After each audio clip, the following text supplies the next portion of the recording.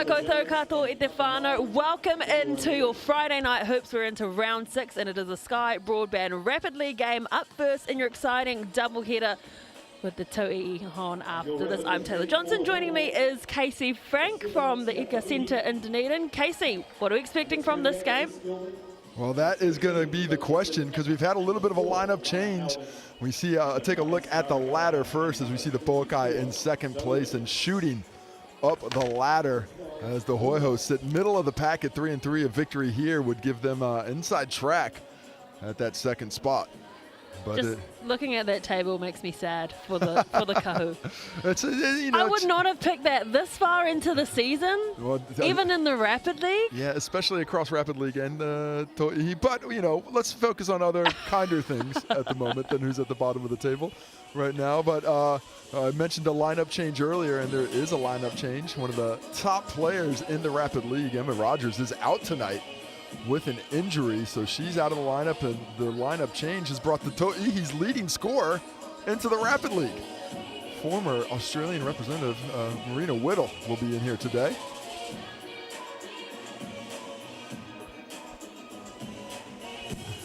As we take a look at the Pouākai starting five, you see McKenna Dale talking to the teams.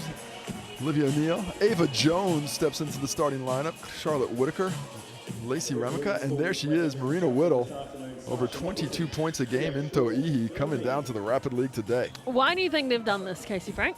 I think it has more to do with, I think, trying to get this Rapid League roster going. Without Emma Rogers, you don't have that scoring point guard there. Whittle can certainly take care of some of that. That lifts the Pouākai here in the Rapid League. And against the Hoiho, this is a big, big team. They're just going to be a little bit bigger now with that lineup, starting McGoldrick, Fogg, and McKenna Dale all together. I guess that shows how important they view the Rapid League, making that change. And as for the home team, Gallagher, Dart, Langton, Howden, and Richards. I mean, Eva Langton is a standout in that team, but anyone else here for you? Well, certainly I think Lil Dart has proven herself as a scorer, really timely buckets at the Tauihi level, and I think she's you know, the sixth woman coming off the pine has been really important in that role. But here she can be dominant, and for me as well, it's going to be Zoe Richards and her matchup down low, which we will take a look at when we see the head-to-heads here in a moment. It's Halloween. She's dressed up. I was trying to figure out why. We're in New Zealand. I forget that, right? You must be having a good time, though, later on. The Halloween here does not compare. Don't even start. Okay, you stay away from it. As we take a look at the points per game, the Pouākai with a 4-point advantage. That defensive rebounding percentage, that's going to be key for the Pouākai. Got to control the glass. Both teams shooting it great. Whichever team gets the heads up there is going to have a advantage, but Richards Whitaker in the low post. Can Zoe Richards slow down Charlotte Whitaker? She has been a beast on the box across the Rapid League season. Beast on the box. I'm going to use that. All yours. Sasha Nicholson, Lara Shaw, and Dylan Mead are your match officials for this evening. It's evening now, but the sun's still shining. It is confusing. Mostly confusing for my kids, who don't understand, but the sky is still there. Why am I going to bed when the sun's up, Dad? What? Dad, the sky is blue. I shouldn't be asleep. Alas, off to the basketball action we go. It is the Hoiho who take it straight to the basket. Lil Dart immediately making her impact felt. She's just a really good combo guard, has excellent size and great scoring instincts. It has to be my favorite name in the league at the moment. Lil Dart. It's pretty good. Oh. Effort. Whittle comes back and bangs home the triple. Let's be honest, she is above the Rapid League level. She is going to be feasting today. And they just gave her way too much time and space. For someone who is the leading scorer in the Tauihi League, they need to put way more pressure on her. And kick it out to the left-hand corner. Isn't going to fly, but I like that look. Good feed, good pace. I appreciate what they're doing out there right now. It's certainly looking like a team that's playing with a definitive identity, knows what they want to get. Young Jones, Ava Jones lets it fly. There's Whitaker on the glass. How tall is Whitaker? She's a solid 6'2", I think, right around in that range, but stout as well. Got a lot of strength. Another offensive rebound. And so aggressive with it as well. Another offensive rebound for the Pouākai. Gala will not be happy with that one.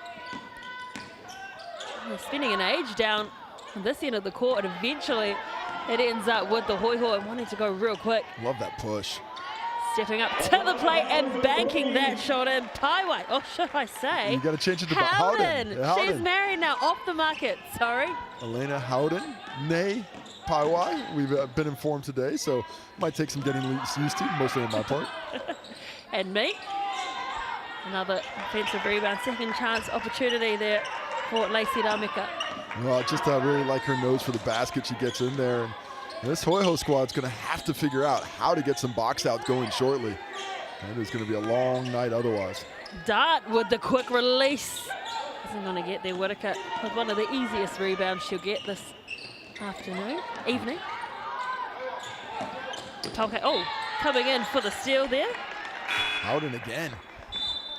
Comes out, really does well to close that space and take away what looked like a short 2 points. Hoiho looking to impact things on the defensive end, but it is all about the glass. They have to start cleaning the boards. The Pouākai trying to conjure something up. 5 apiece. It's an even competition and providing the pressure. High was Lil Dart, and again getting into the passing lane. She's got a high work rate. Well, doing a nice job of getting those lanes, and Dart again to the cup, coast to coast, with the most. Little Dart on target. Her offense and defense up to the task early on. Looking for her second triple was Whittle.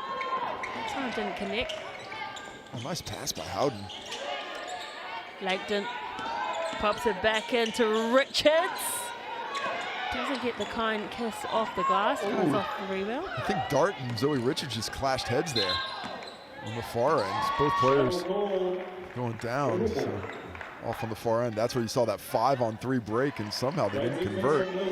We'll take another look at Lil Dart to the cup, just powers by the young Ava Jones. Well, that's hit the standard out of bounds. That is possession back to the Pouākai. Now you can hit the bottom of the backboard, but you can't hit the back, and you can't hit the connectors from the backboard to the standard. So an unfortunate angle taken there, and the unforced error gives the Pouākai a chance to get in the game. How often do you see that? Every once in a while. Every once in a while. Off target, that opportunity, but again, they've got another offensive board, and Jones that bang. has been the call of the day, and again, what a Ryan is Jones. Ava Jones, the apple does not fall far from the tree, and I'm talking about Kat.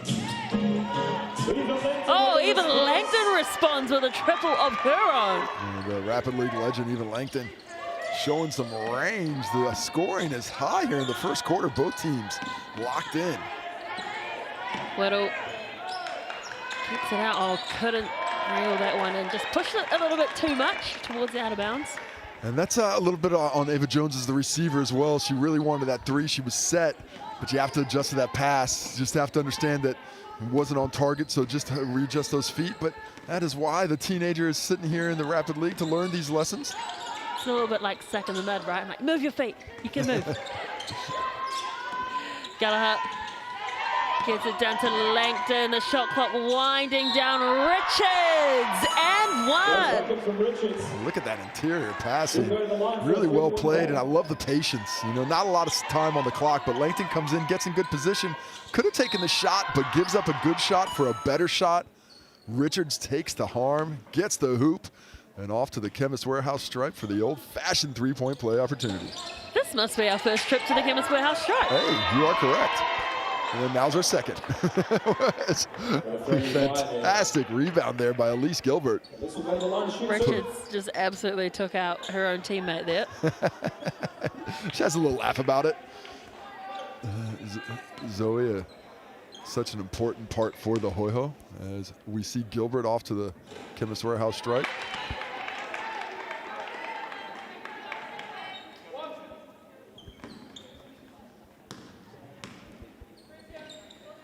.3 seconds left. They extend the lead as well. Don't think they'll use their BNZ player timeout. Usually use that closer to the half. So 5-point lead to the home team, the Southern Hoiho, 13 points to 8. Close game, this one. Fantastic offense as well. Both teams got their eye, and look at those shooting percentages for the host, the Southern Hoiho, sitting at 5 for 8 from the field. They must be hungry for points, but if you're hungry for pizza, you can get a $35 large meatball from Sal's with that online code SCORE2025, or use that QR code to go direct to the website. That's valid until the Thursday, the 6th of November. Get it in while you can. Meatballs on the menu. I'm yet to meet someone that doesn't like meatballs.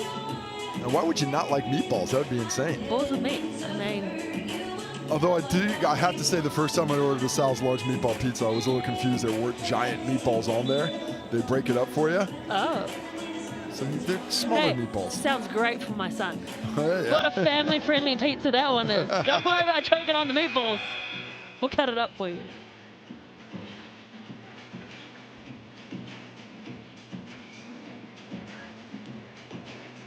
Well, and there, of course, is your Sky Broadband Fiber Starter offer from $55 a month for the first 12 months.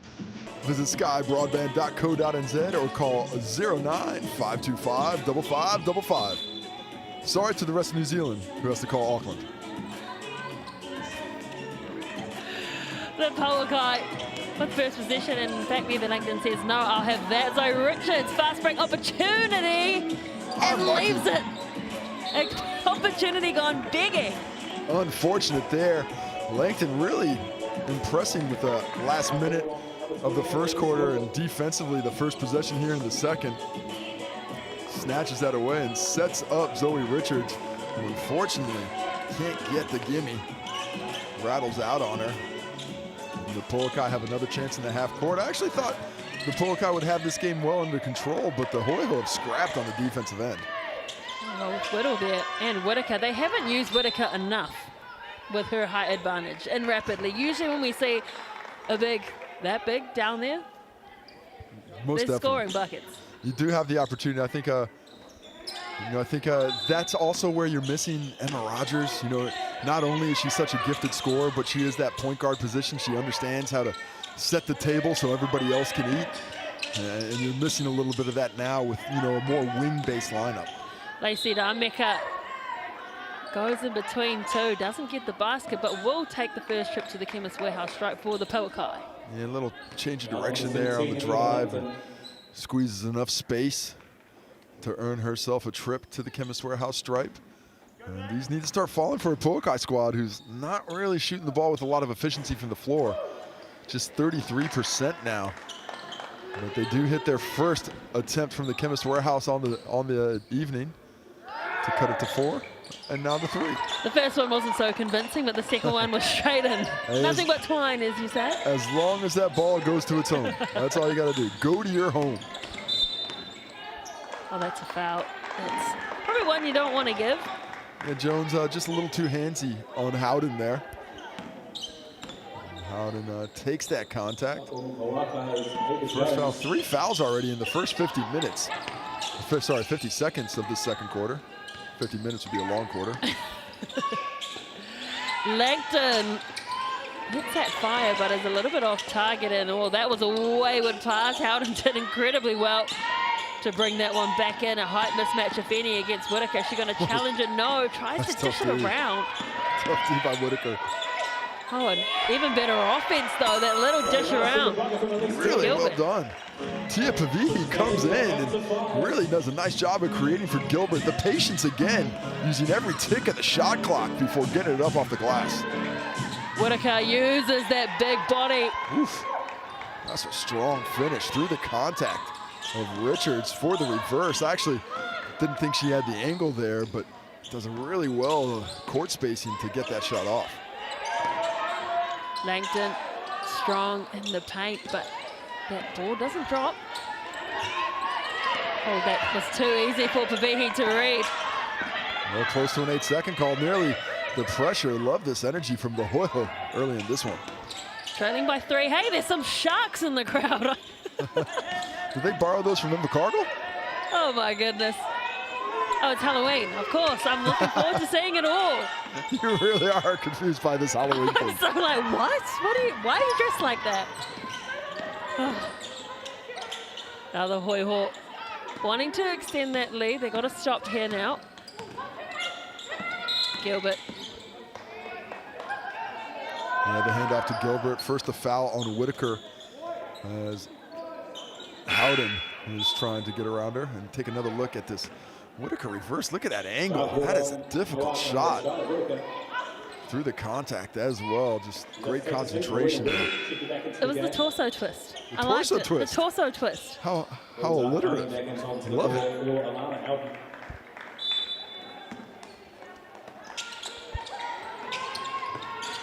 Well, that was not ideal for the Hoiho. Just a big miscommunication. And most of their mistakes today have been unforced errors, which is surprising coming up against a Pouākai team that really does lift that defensive intensity. Hasn't affected the Hoiho, but still seeing the occasional turnover. Ainley, ball pushes it off. Ooh, I Neil. don't know about that one. I think that looks pretty clean from the broadcast angle. Regardless, that's going to be free throws for the Pouākai as the Hoiho pick up their third foul of the quarter. And Olivia O'Neill straight to the Chemist Warehouse stripe for her 2 attempts. First one is good. Well, really surprised when you look at the stats. I mean, with the dominance of the Pouākai on the glass, when they almost get another one there, you'd think they'd be up a bit, but the efficiency of the offensive attack for the Hoiho is keeping them in the lead. Richards puts the handbrakes on. Saw the Pouākai players in front of her and lanked it with the mid-range jumper. Just gets to her spot, takes the shot, hand down, bucket. Lacey D'Amica can't connect in this left corner. They were looking for another fast break. Lil Duck. And then, oh, the give and get. Lil Duck decided against it, though. So Richards for 3. Like the push, though. Really nice job of forcing the defense to get back. That kind of push offensively, it'll take its toll down the stretch of this game and even in Tauihi later.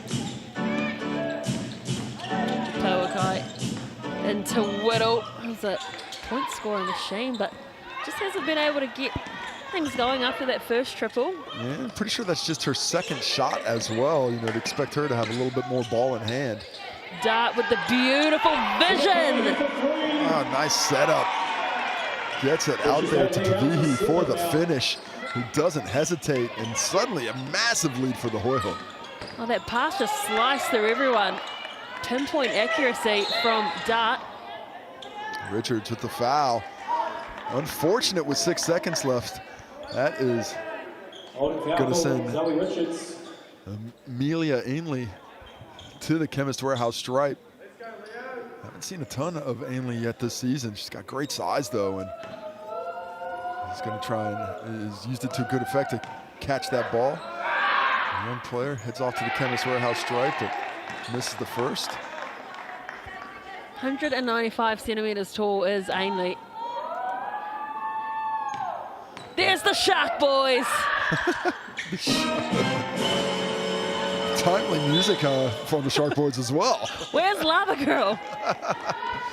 That is the question. They've got lots of Lava Girls in front of the Pouākai in the red. Everybody's hot on the court. We'll find that hot hand. 3.7 seconds left. I'm not loving the commitment, though, because his head needs to be in there. Well, maybe that shark just biting that body down. Oh! It's just the head popping out of the mouth. Yeah, think outside the box, Taylor. Come That's on. gorier and darker. And we have our first. BNZ player timeout. There it is. A chance to discuss things here with 3.7. And it is your chance at home to get their ticket to the big game with that QR code. Scan for a chance to win tickets to this season's games. Of course, we are at the midpoint of the season here in round 6, so act fast because those opportunities will be gone to the wayside in a few weeks. Hey, get any group together, right? You don't have to be a basketball group. Just a group. Church group. Halloween enthusiast group. Another rebound. And Ava Jones gets the putback. In the nick of time, too. Just enough to get that off. The stick-to-itiveness of the Pouākai. That's the big story for me of this first quarter. They had 14 rebounds overall. Dominant.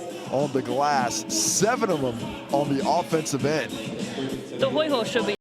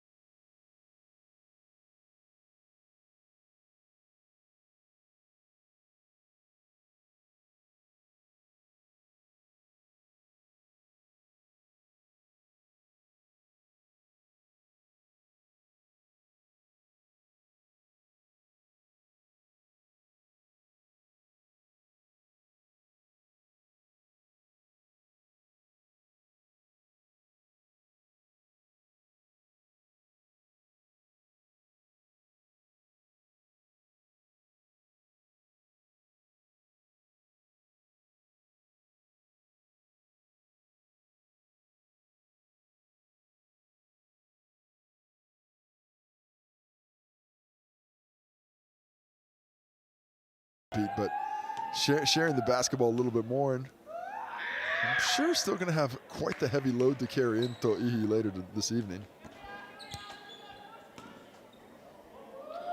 slowly eating into that lead are the Pouākai. Weddle makes no mistake. Such a lovely release on her shot. It's pure, man. That jumper is pure as the driven snow. Little Dart gets it to Richards. Gets it back from Dart. Great defense from the Pouākai, just sticking to them like glue. Tauihi goes around the long way, the and one. That is exceptional when they look like nothing happening. Well, there's a lot happening down low where Richards gets tied up with Jones, and she just sheds the teenager. And unfortunately for her, that keeps her out of position. You see it there at the top, and then the drive comes through. Jones in the wrong place, wrong time. Gets hit with the whistle. So Zoe Richards with a little gamesmanship down low. Teaching the, hey, teenager, you want to play up here? We'll get used to physicality. And of course, that, what are you talking about? I've done nothing. The innocent hands in the air, but the hips moving around. Whittle to the Chemist Warehouse stripe again into the body of Richards, who doesn't think she's fouled, but she gets whistled for the contact. So her thought matters not. You hear that? The third personal foul on Zoe Richards. Back to the line to shoot another two.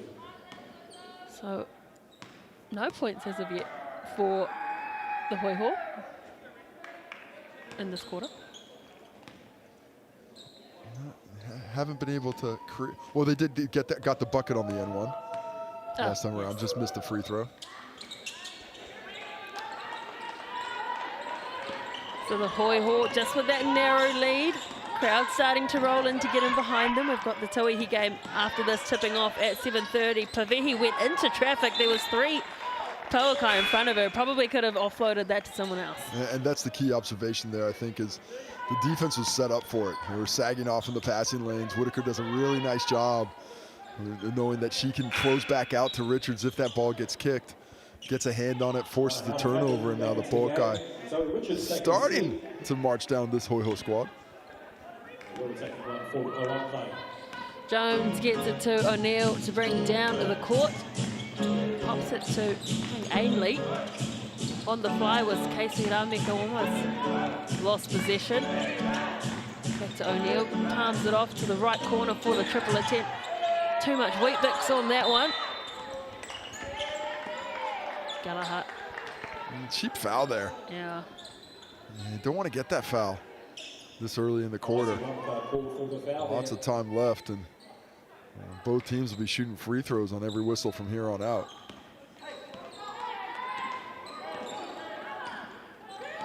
Howden slowly bringing the ball up court, looking for her options. Pavihi to Dart. The Docs D set up from the Mainland Pouākai. Gallagher lets one soar, but it just drops off the lift. Didn't put enough on it. Whitaker gets it to the left. Casey Rameka gets her iron, drains the triple. And the Pouākai enforcement of their will in this game is starting to really come in. It looks like a travel. Oh, that's going to be a foul on Whitaker. One of those 50-50 calls. Thought she did it, but the Pouākai have stayed the course. Not shooting the ball great, but starting to pick up the efficiency. The defense has remained solid. The rebounding still they're really in their control, just about doubling up the Hoiho up to this point in the ball game. 2 shots, a little dart. Little dart though off to the line. 21-year-old from Brizzy.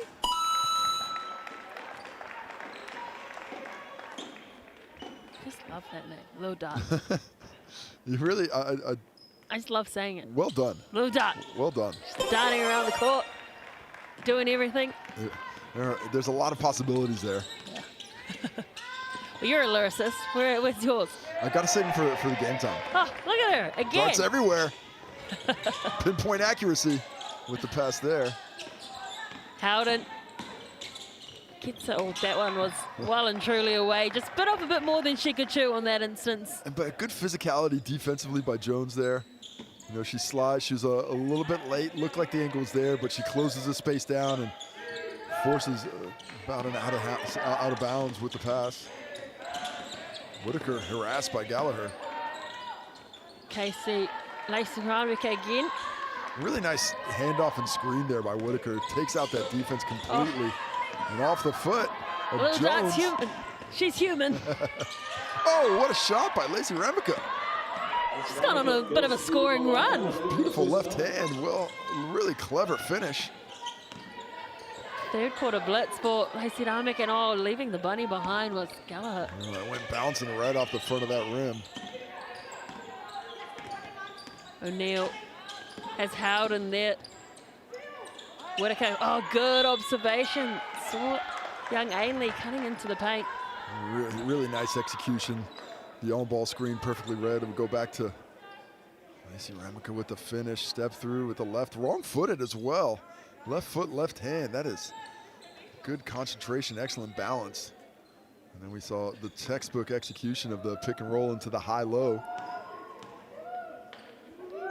And now we've got Ainley at the line. The Pouākai are starting to look in pretty good control of this game. Have really shut the door defensively on the Hoiho this quarter. My stats say that Ainley's 15. Is that correct? I believe it's correct. It is. My goodness. Well, this is the beautiful What a thing. talent. What a talent at this age. Beautiful 15. thing about the Rapid League is the ability to get these young players and just give them a taste of what it's like to compete against those more mature players. And of course, the reps you get every day in practice. But Ainley is acquitting herself really well so far. Dart puts it just short. Hustling hard was, Lacey Rameka, and I thought that was, You might have to get the Windex out because that looked clean as. that was streak-free from my angle. That is shiny. But apparently not. Instead, it's going to be free throws on the other end. That foul 90 feet away from the bucket makes for a long walk for both squads. She seems to be the woman of the moment. Lacey Damika. 11 points.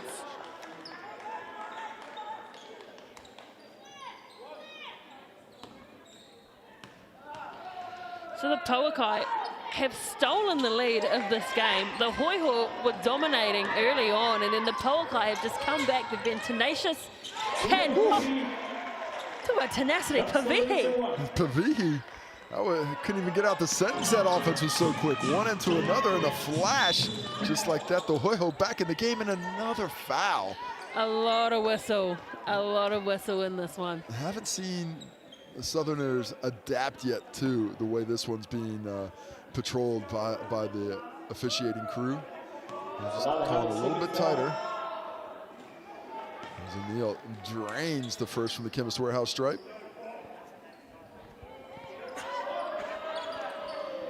O'Neal. The Chemist Warehouse struck 22.4 seconds left. They've got a 2-point lead, make that 3. And both teams have their BBNZ player timeout.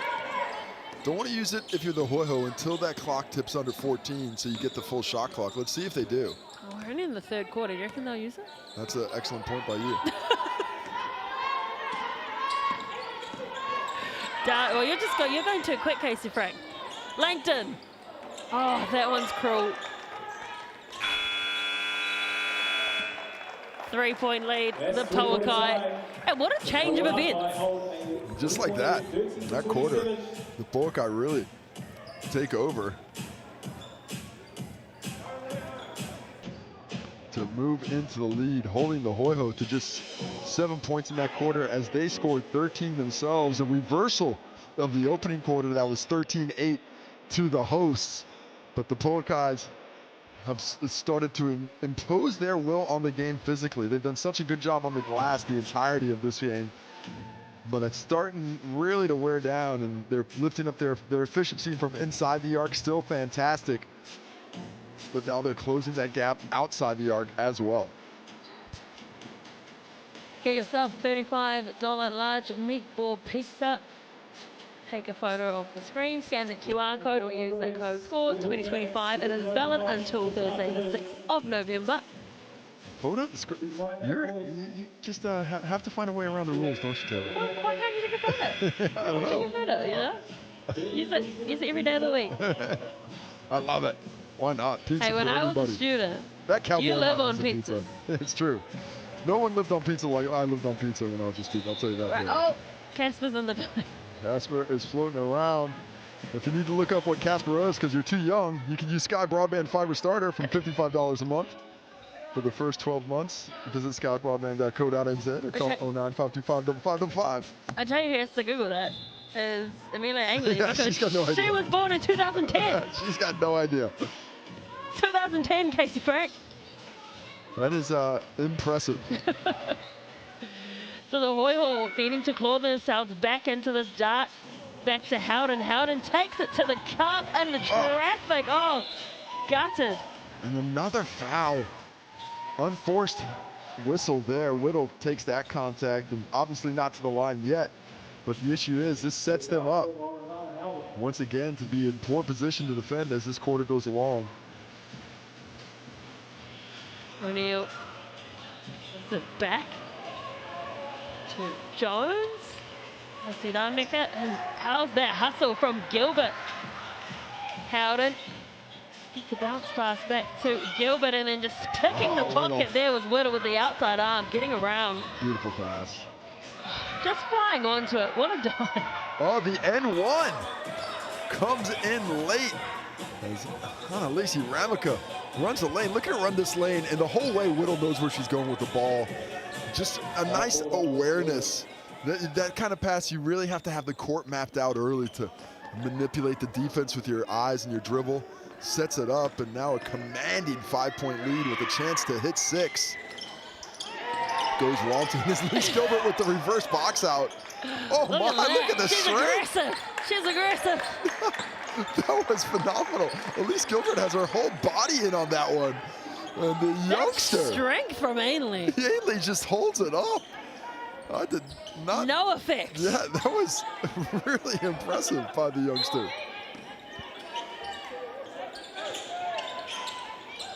Inbound from Whittle. Looking for the option. Oh, beautiful post. Yeah, she got that was a bit of a shove. I don't want to say it, but I don't like that call. I think it's a great offense. Take another look at it. There's no shove there. There's no shove whatsoever. That's perfect post up. Howden just falls off of it there. I thought a great job by Jones. And just a misread of what the contact actually affected the play there. Dart to Langton, 5 points the difference. Tauihi, really liked her injection. Tauihi, Gilbert. And then Lacey Damika, again, she's been so busy in this game. Whittle pulls up for the triple, lets it fire. The O-board again for the Pouākai. They've dominated that space. Lacey Damika just short. Howden wants to go quickly, waiting to the left. Dart. Oh, that was a big one. Good look at it. I like the push. Good things have happened for the Hoiho when they have pushed the pace in transition. Look there, exactly what they wanted. Unfortunately, couldn't get the drop.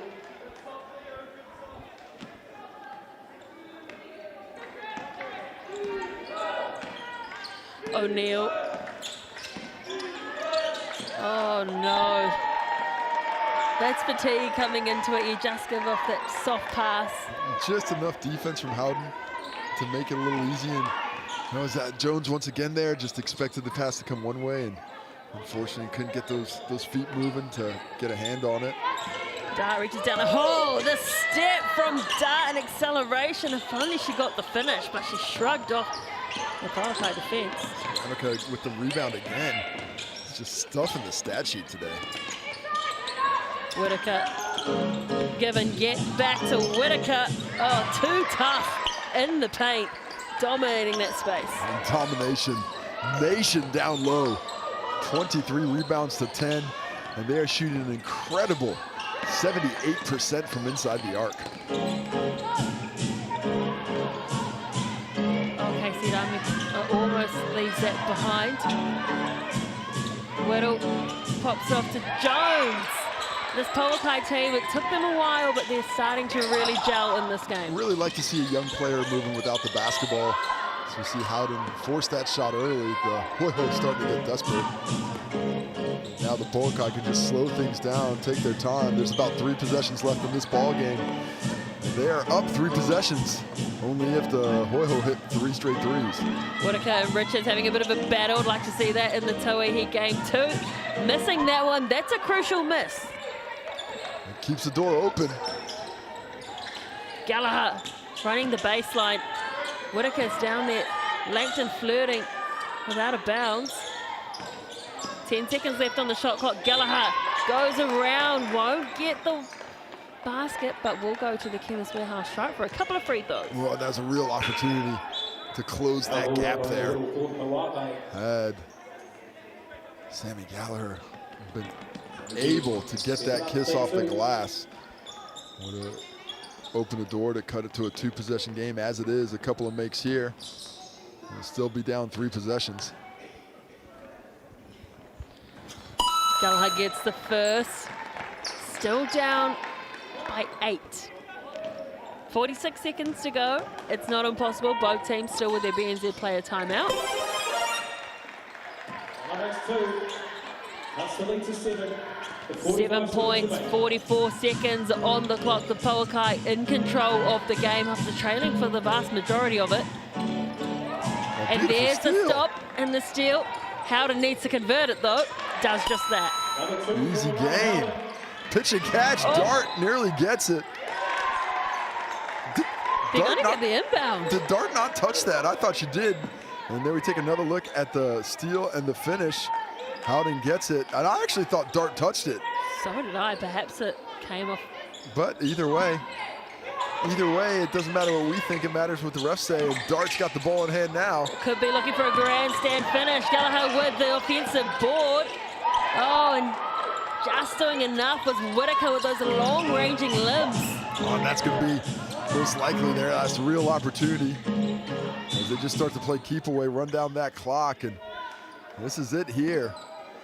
2 out of 2 will pretty much put this game to bed. But even just one miss, and there's still a chance for the home side.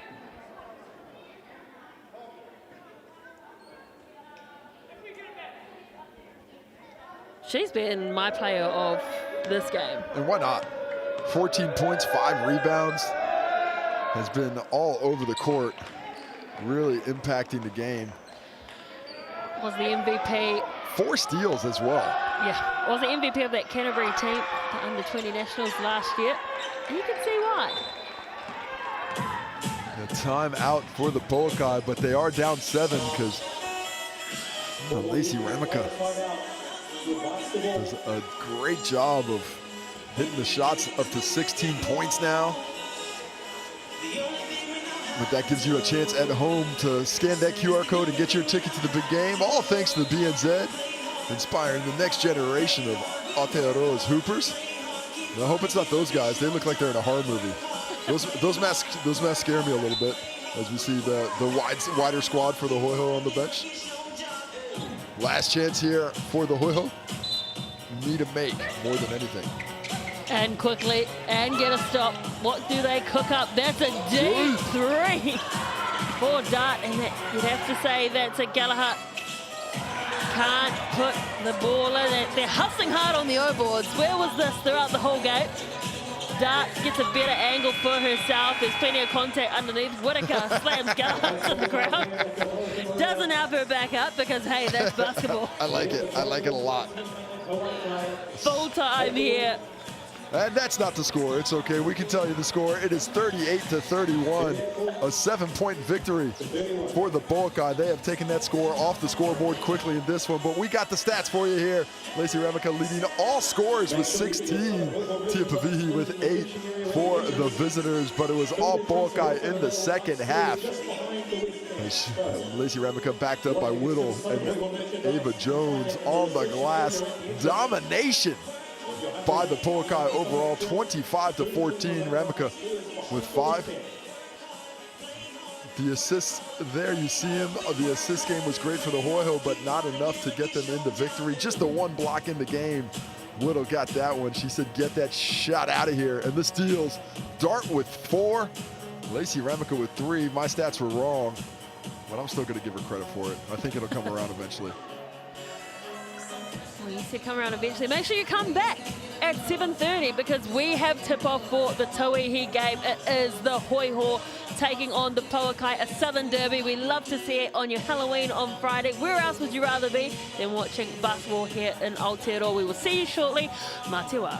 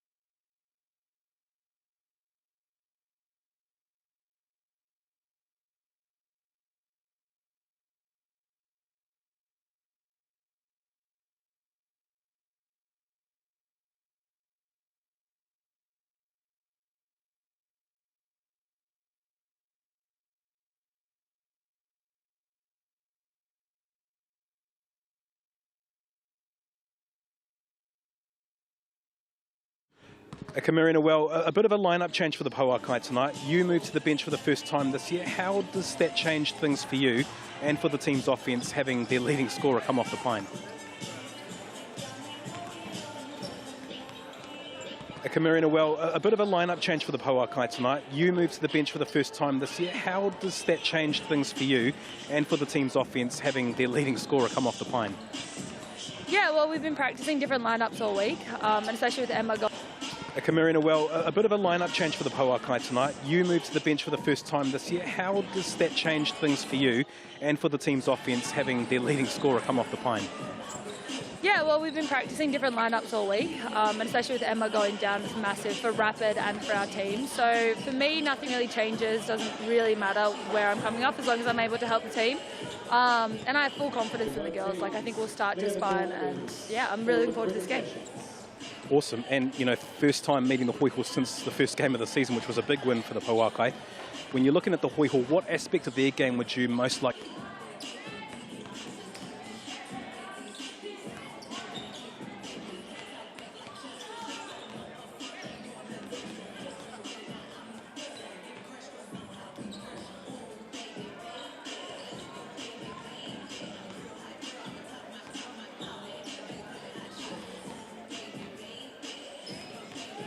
Both teams, clear the court please for the presentations.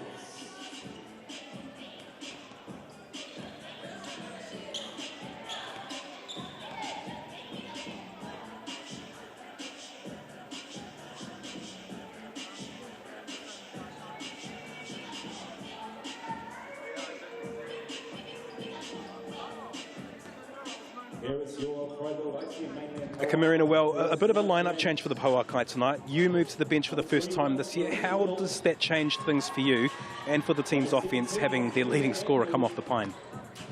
Yeah, well, we've been practicing different lineups all week, and especially with Emma going down, it's massive for Rapid and for our team. So for me, nothing really changes. Doesn't really matter where I'm coming off as long as I'm able to help the team.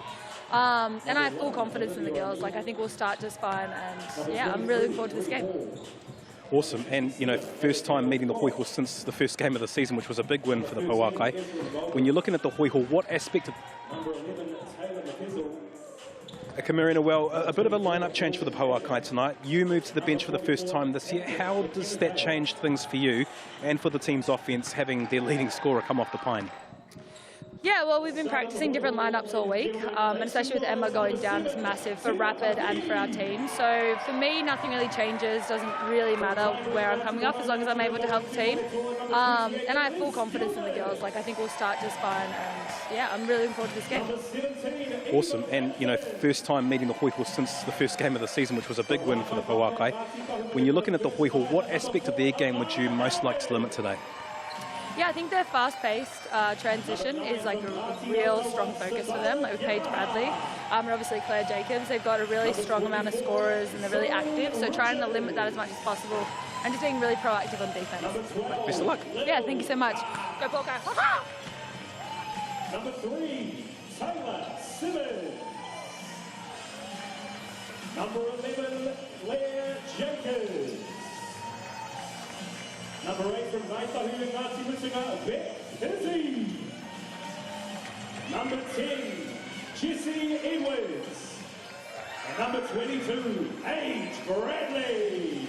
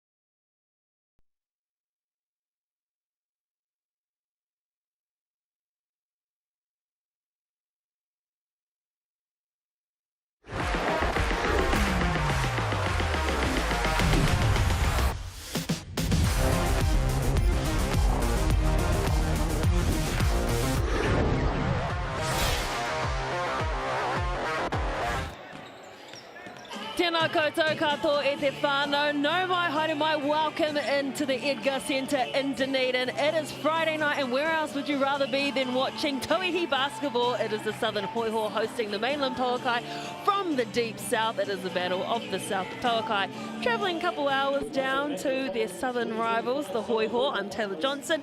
Joining me is Casey Frank for this one. It's going to be interesting because when they first played in the first round, the Pouākai gave them a hammering. 121-83. Smalakin in that first game of the year. And from the fans at home, it looks like they think that's going to be a case again as we take a look at the Good Health mixandpick.com poll. Who gets the win this time? Just 21% of fans think the Hoiho can get in there, with 21% of fans thinking it's going to be the Pouākai by 11 or more. Interestingly, both of these teams are 3 apiece.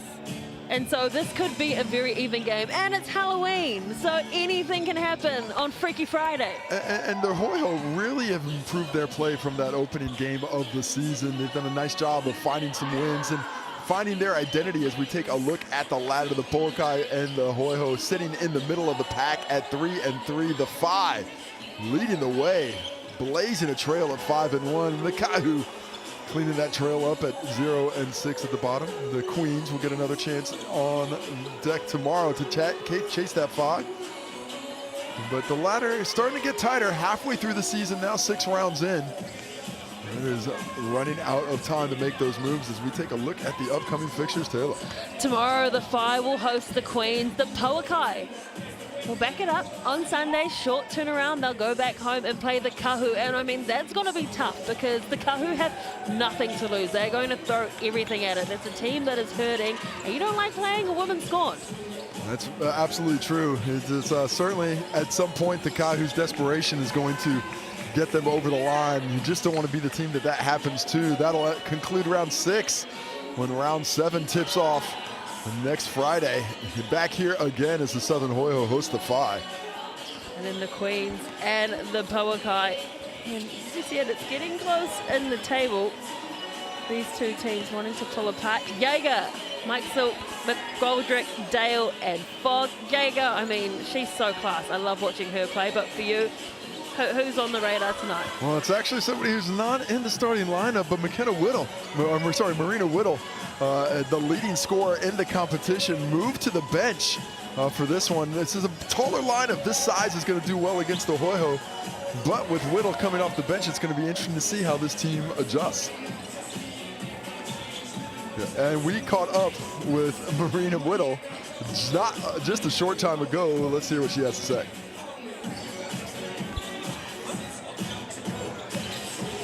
Marina, well, a bit of a lineup change for the Pouākai tonight. You moved to the bench for the first time this year. How does that change things for you and for the team's offense, having their leading scorer come off the pine?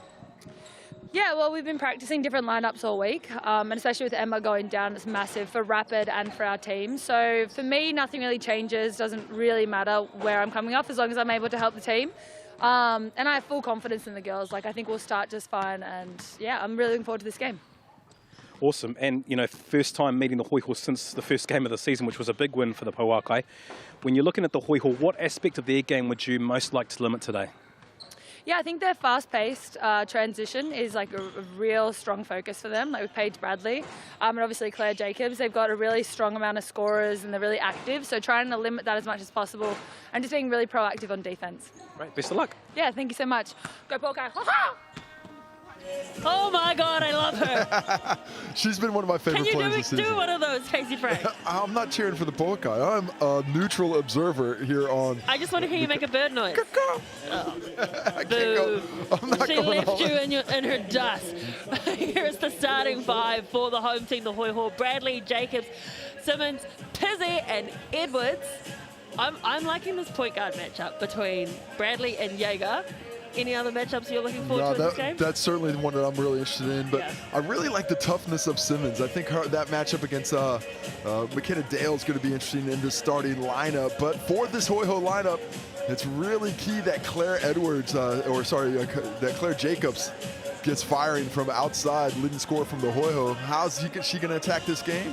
Well, we caught up with her a short time ago to find out. Right, Claire, well, the first game of the season, the Pouākai provided a pretty stern test. Where have the Hoiho improved since then to put themselves in a better position to take the win today? I think from the start of the season, we've just been really getting to know what each other like to do, finding who wants the ball at what spots, and I think we've done a lot better at doing that, and just communicating on defense, trying to stop the ball early and things like that. So I think that's really going to help us today. And the Pouākai obviously provided a tough blend of size on the block and speed in transition. Where are the Hoiho hoping to limit your opponent's effectiveness today? I think we just have to be really aggressive and tough on defense, really try and push those bigs off the blocks, get early hands out to the shooters, stop them in transition. Awesome. Thanks. Good luck. Thank you.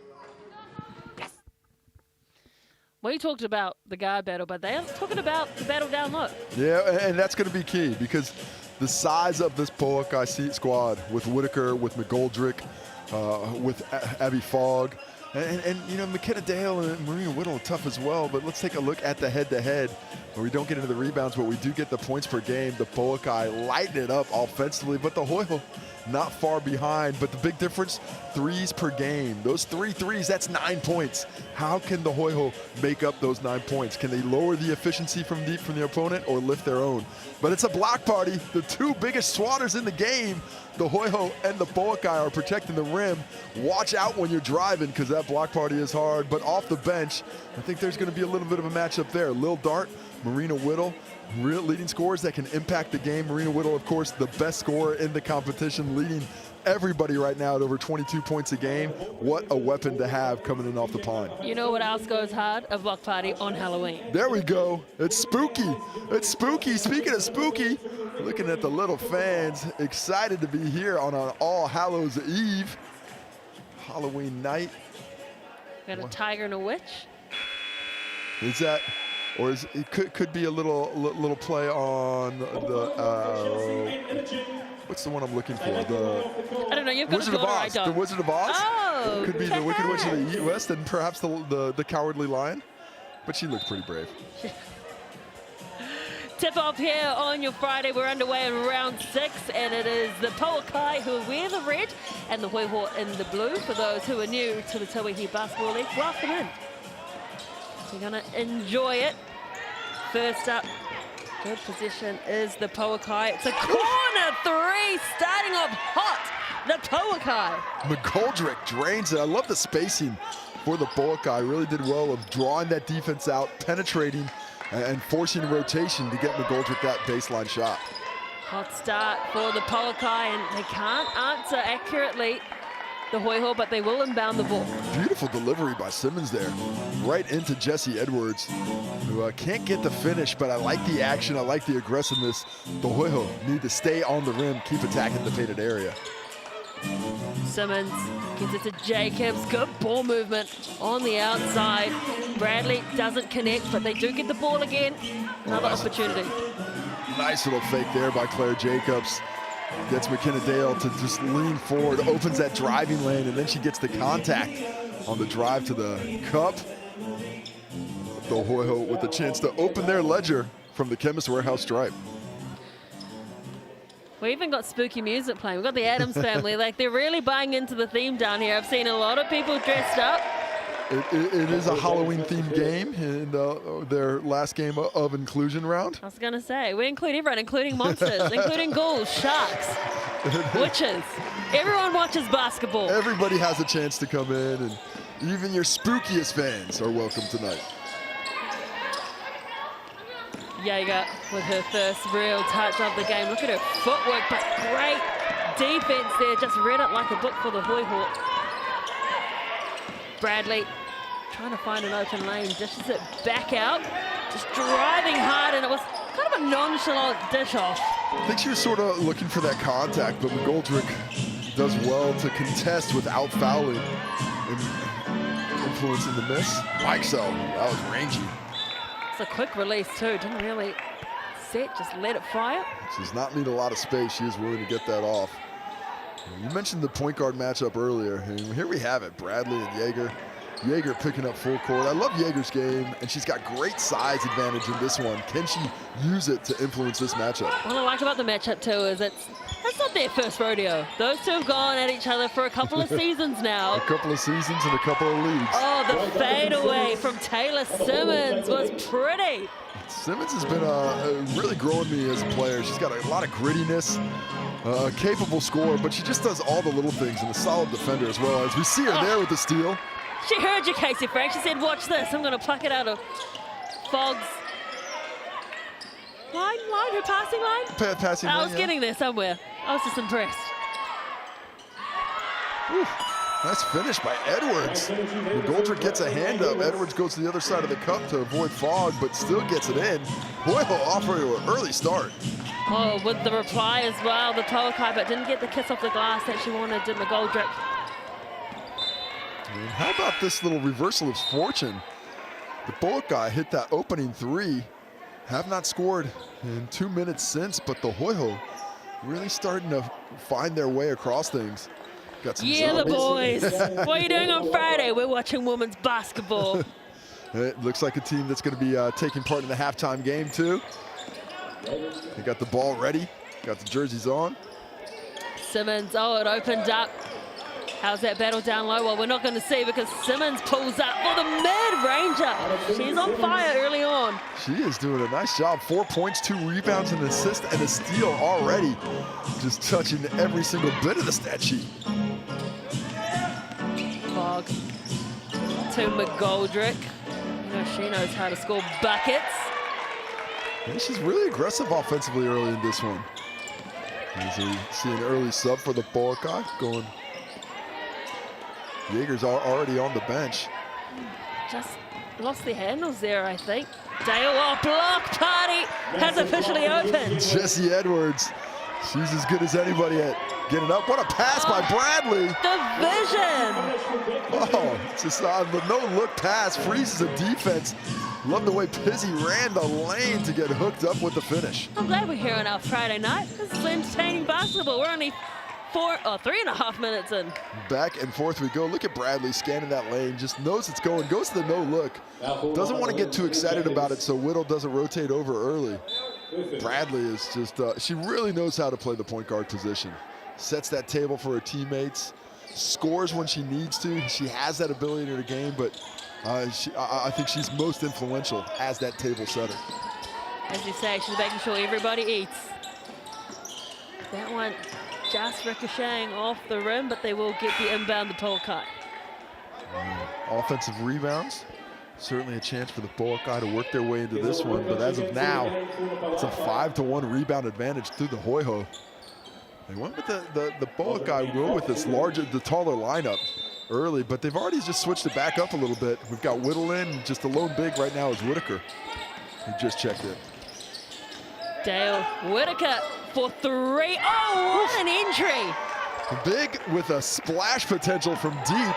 Release rotation, and she drinks deeply from the zone. That's one way to come off the bench. That's the best way. Stamp your mark in the game early. Bradley with the fake pulls up. Brings jumper. No one crashing the boards for the Hoiho. Yeah, they're more concerned, I think, with transition defense and tagging up than the offensive glass. The transition. Pouākai, though. Oh, I mean, the D was set, but it didn't matter because in came Whitaker. And again, they've got another offensive rebound, a third opportunity, third time lucky. I just love the jump she does. She's the air time. pure. She creates a lot of energy with that jump shot. Great job the second time around by McKenna Dale to tip it back to give Mike Sell the opportunity for the finish. Bradley, thought about the bounce pass, eventually gets it through.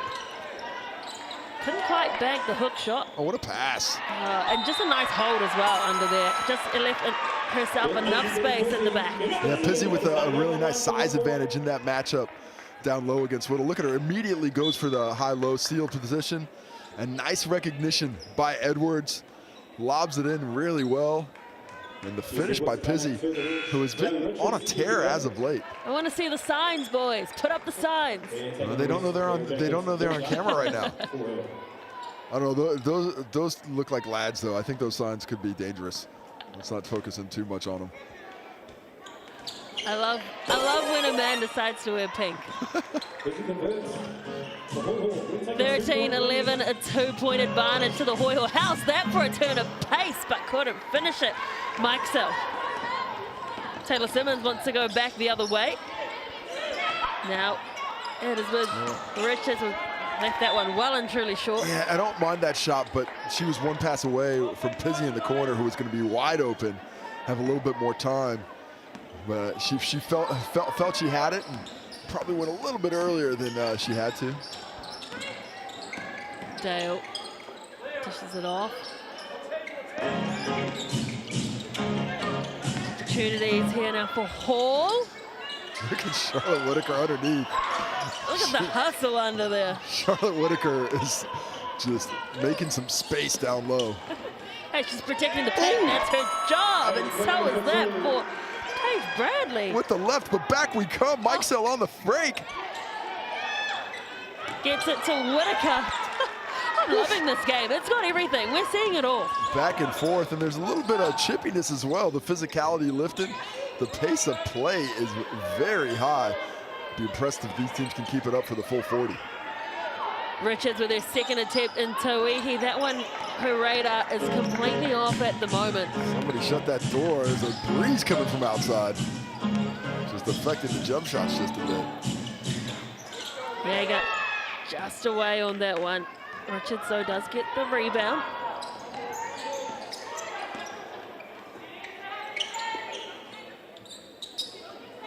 Oh, nice cut through into the paint.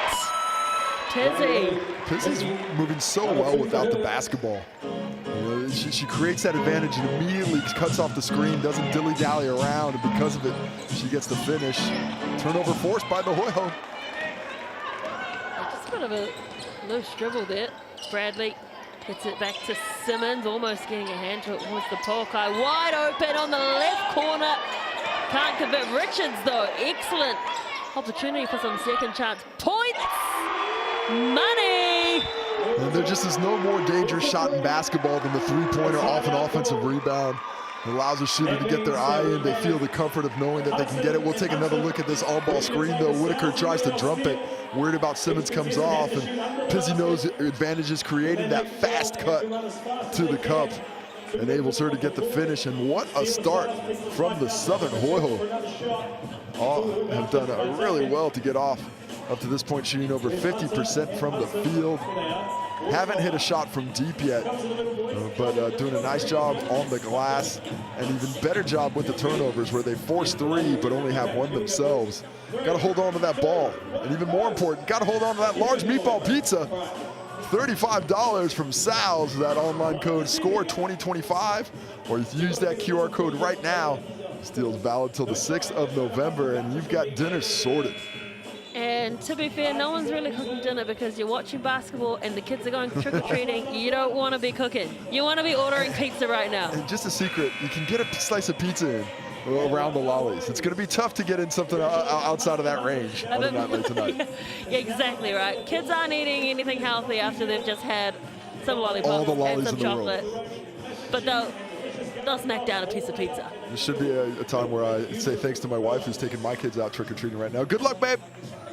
What are they dressed as? My son's Spider-Man. Oh, Spider-Man, nice. My son went as Pikachu. Oh, that's gorgeous. And my daughter went as the Avatar, The Last Airbender. I love the banana we just saw. Dale, oh, I love the footwork there.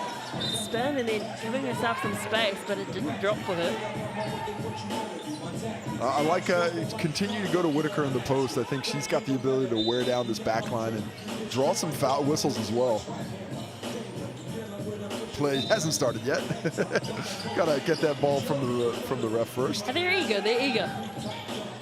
Oh, McGoldrick was left wide open, but then eventually the defenders came. I really like the set. I think that does stay with the Hoiho. I thought it was going to stay here, but nice set by the Pouākai, but great defensive instincts by Paige Bradley. Stays in the double to take away that spin move McGoldrick had set up. Bradley. 4 an option here are the Hoiho. Richards. Oh, it's a sea of red. It's so hard to get through.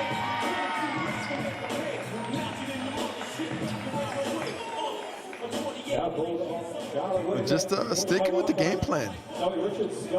Well, are not intimidated by the physicality or the speed of the Pouākai just yet.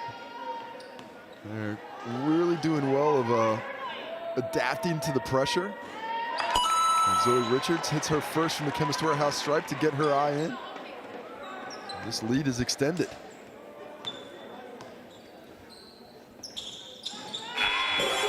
Back to back for Richards. And the Hoiho perfect from the Chemist Warehouse stripe tonight. One of many tall ferns out on the court, mixing it up. There's one there, the Goldrick that inbounded. Jaeger, Australian from Adelaide, back for her second season. Last year, obviously, with the 5. Oh, that's a nice look. A haul in over the top. Nice board.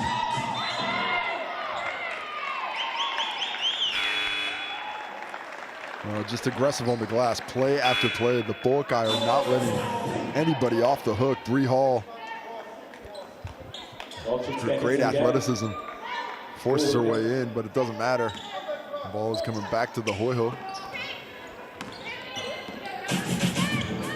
What do you think was said in that huddle that the Pouākai called?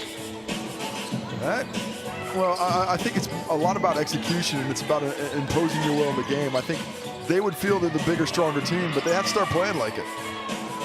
Deep 2 attempt from the Hoiho. Oh my. Oh, I thought that was off Simmons. Yeah, that definitely was. There's no doubt about it. I think this one's going to get discussed and reversed. And it is.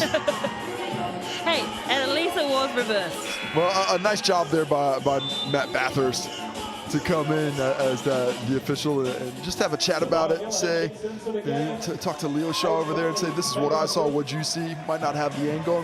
You know, it's not always easy to see exactly who won it off, even though I tend to make it seem like it should be. It's a difficult job. You make everything look easy, Casey Frank. Well, or pretend. Pretend to be. Hall into the corner for Jaeger. I love watching her go to work. Jaeger, she gets a bit closer to the rim, and oh my, that's a tough shot. She's got great rhythm to her game. It just always looks so smooth, so effortless, despite the effort she's putting in. Simmons, bounce pass through. Nice movement there. Trying to just bully her way towards the basket. Edwards. And we see McGoldrick got a little loose with the attempts at the ball there. I thought she might have got teamed for a whistle, but Edwards, despite the contact, gets the finish. Dale to the corner for Hall, looking for her first triple, and Richards goes straight down. That looks like she took an elbow to the face, possibly from Fogg, as we take another look at the Jesse Edwards finish. Just too deep, that position. Richards does seem to be okay. She's recovered. She's hit the deck a lot tonight.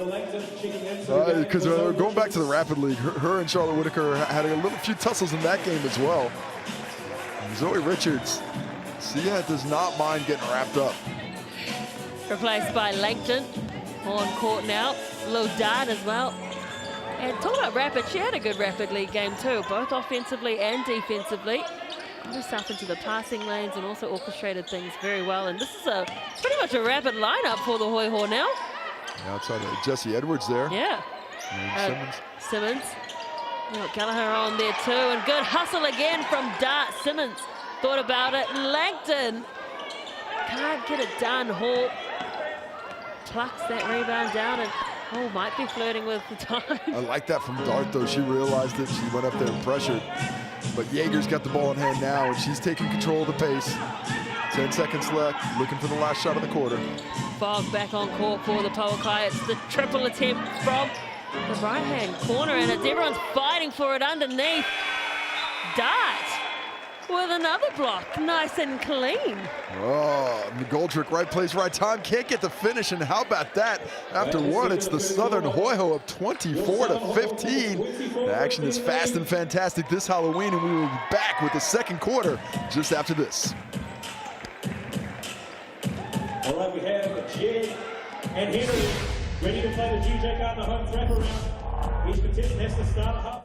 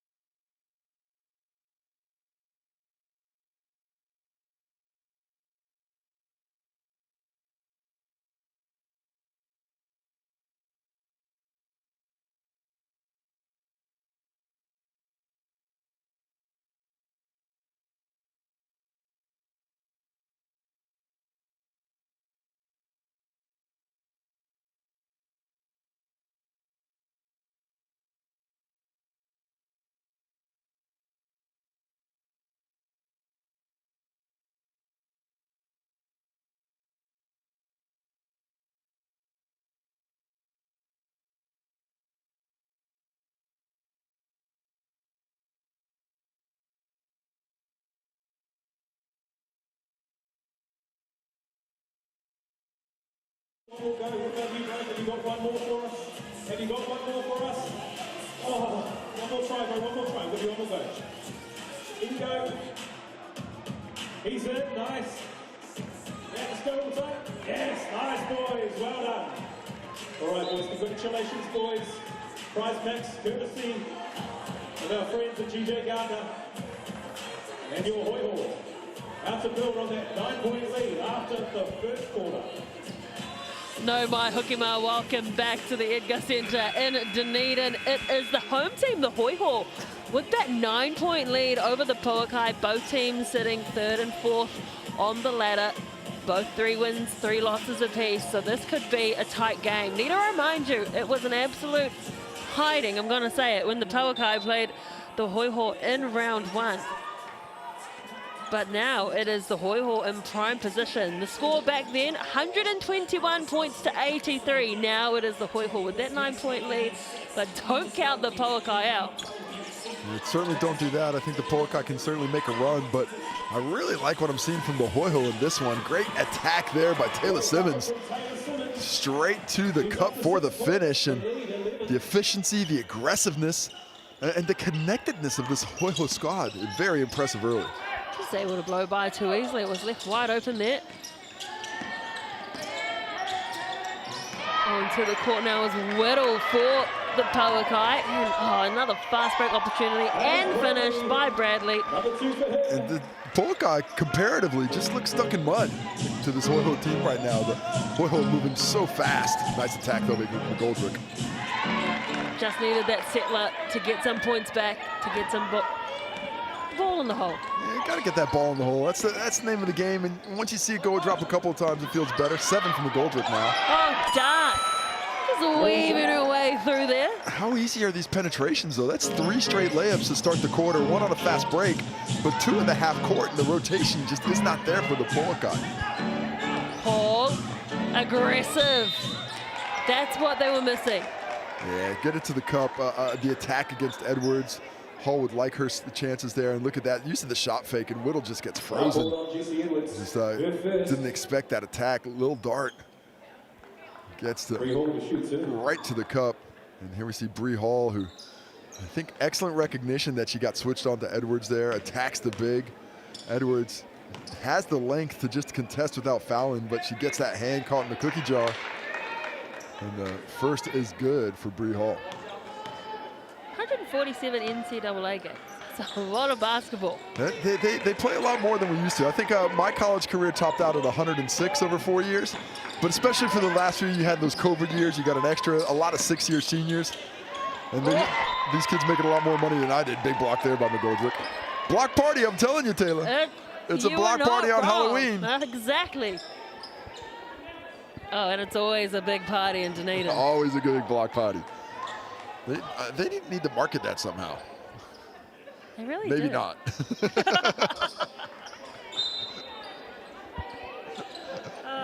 Castle Street will be going off today. Yeah, I think maybe the commercial tie-ins there aren't exactly what all brands are looking for. Bradley gets it to the reliable hands of Edwards.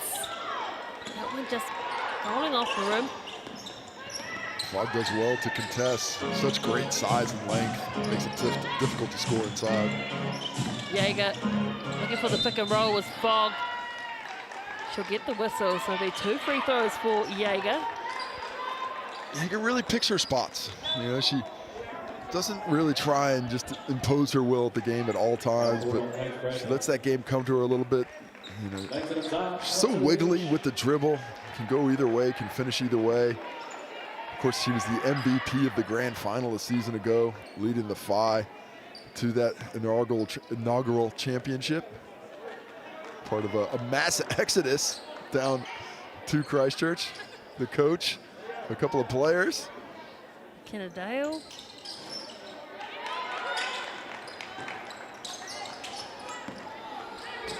So Paige Bradley and Jaeger, as I mentioned before, both spent a couple of seasons down here in Aotearoa. Really liking the way this Hoiho team are playing. Paul almost intercepted that one. It's a deep 2 attempt from Jacobs. Jacobs hasn't really been as noisy as we're used to seeing. Yeah, no, she's a really gifted scorer, but I think the focus of the Hoiho and where they're attacking to the basket, a lot of pick and roll action, and Jacobs has had a lot of attention defensively. They're not giving her any space on the perimeter. That knee's also pretty heavily taped. I wonder if there's something she's trying to work through. Paul just a bit short on that triple attempt. Not that rebound, that quick outlet. Look, they've got the advantage now if they press it, but good transition D. Oh, the bounce pass from Simmons was excellent, and one. They are getting fantastic efficiency out of the pick and roll right now. Take a look at that one as Simmons looks for Edwards, and Edwards takes the bump and goes to the reverse. Really forcing the defense, and the Hoiho extended squad, well, they're thrilled to death.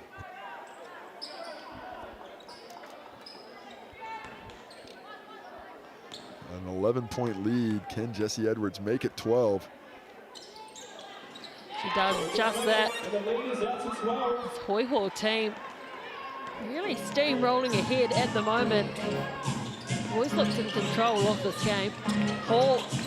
Oh, that's a nice shot from Hall. Drains the three-pointer. Yeah, big shot there. The defense gave her a bit too much space. I think they're expecting the drive, preparing for it, but the full repertoire is on display. Pizzy with the kiss off the glass. I thought that was going to come off hard, but the soft touch wins out.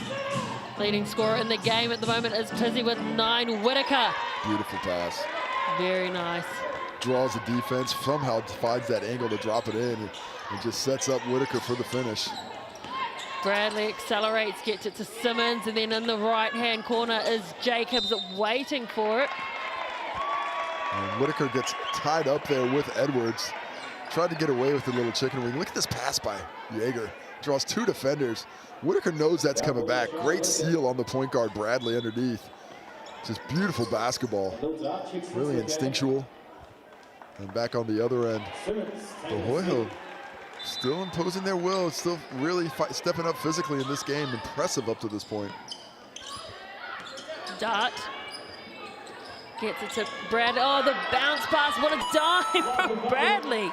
Beautiful execution. One side to the other, the movement without the basketball. Bradley, fantastic pass matching the impressiveness of Jaeger. We've seen so much variation in the game from both teams. We've seen multiple different scorers. There's no one really standing out with a whole lot of points behind them because dishing the ball, distributing it really well. Dale with a great offensive rebound, dishes it to Whitaker. Can't get that one to go. Oh, that's an elbow. I think that's going to stay. Yeah, that's a good call. Pizzy, she doesn't like it, but that was contact to the head with the elbow. Really unlucky for Pizzy. But McKenna Dale, well, sort of right place, right time, sort of wrong place, wrong time. Yeah, glass half empty, half full situation there, right? Yes, I took a bow to the jaw, but hey, we kept possession. Only slightly concussed. Joking, she's not concussed as far as I'm aware. Whitaker gets it and gives it back to Hall.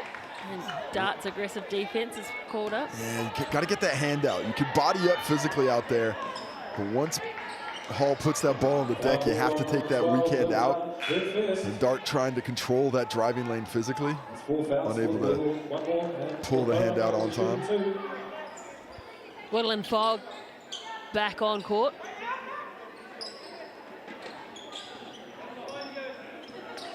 Fogg, what a unit, 196 centimeters tall. And a gifted passer too, really skilled for her size. Oh, Hall was looking for the pick and pop, and she was on. Fogg, sorry, was looking for the pick and pop. And I love how Hall just threw that back into Bradley and says, we'll get possession, thanks. Somehow found a way. Somehow found a way. Kind of got herself in a bit of trouble, did Hall. No, didn't really have the ability, the balance to finish that drive. Possession stays with the Pouākai though. Whittle. Oh, sprained ankle. Yeah, someone is down. Hopefully not too bad for Pizzy. Yeah, it's Pizzy. Ooh, I'm quite surprised that the official stopped that there. So is Alex. Well explained by Matt Bathurst we had an injured player that was in the way. You have to stop it when it's going. That did take away what would have been a wide open shot, but player welfare takes precedent as Pizzy walks off the niggle. And walks away. Well, she's walking it off. She's walking it off the screen and out of your homes. The Hoiho. Oh, it's getting chippy. Yeah, it is. You can see Richards. The facial expression said it all. Jacobs looking to get some points of her own. Great defense by Fogg, though. Really good contest for the center to get all the way out there. Pouākai through Hall to Fogg. The bounce pass is nice. No foul there. No foul. Oh, no foul call. Yeah. That's all that matters. Edwards reaches around. There's another block, but it's going to attract some whistle. McKenna Dale, I thought was pretty clean from up top. Not sure who. Yeah, the whistle is on McKenna Dale. So they're saying a little bit too much contact from behind. Edwards back to the Chemist Warehouse stripe as McKenna Dale is just beside herself with frustration. This is starting to become a tester for the Pouākai. You know, things are not going their way. The Hoiho playing fantastically on the same page. They're standing up to that level of physicality as we see a fantastic lineup getting ready on the sideline there. Halloween. I'm loving that. Why didn't you dress up, Casey Frank? You didn't have to say that I didn't. You could have said I did. Widow. Setting the screen there was Fogg. Oh, it was almost there. Widow recognized it a bit late, and that angle's really tough. She's tried to get the pass there as we have a timeout. As the dance squad comes out in the Halloween spirit. How many do you recognize? There's a Ninja Turtle. There's a tiger. A cow. A skeleton. The scarecrow. I think that's a scarecrow. Some of those don't make a ton of sense. I think one goes to Hogwarts, maybe at the front. Just looks like a dude on the back left here. He's dude heading off to the club, but those aren't the stats, so we've got some official stats for you later, but we are enjoying Halloween here. What about you, Taylor? If you could have dressed up as something today, what would you have gone with? You know, last Halloween, I dressed as Mike Wazowski. Okay. I love it. I love being the most unattractive thing on Halloween. Okay. It's none of this mean girl stuff where you're just like, you know, trying to be. No, don't want to be a sexy vampire? No. Just the down and dirty ones? I'm Mike Wazowski. It's a big green blob. Good. What about you? Well, what would I go with? I'm trying to play on the high. You have to. Yeah, I could do that, but that's my entire life, so I try and go the other way. I'm trying to think of some of the. I haven't had a costume. I think the last time I walked Halloween, I went pretty slow and just went as the dude, which is an easy one because you just wear a robe, and I had the hair, so.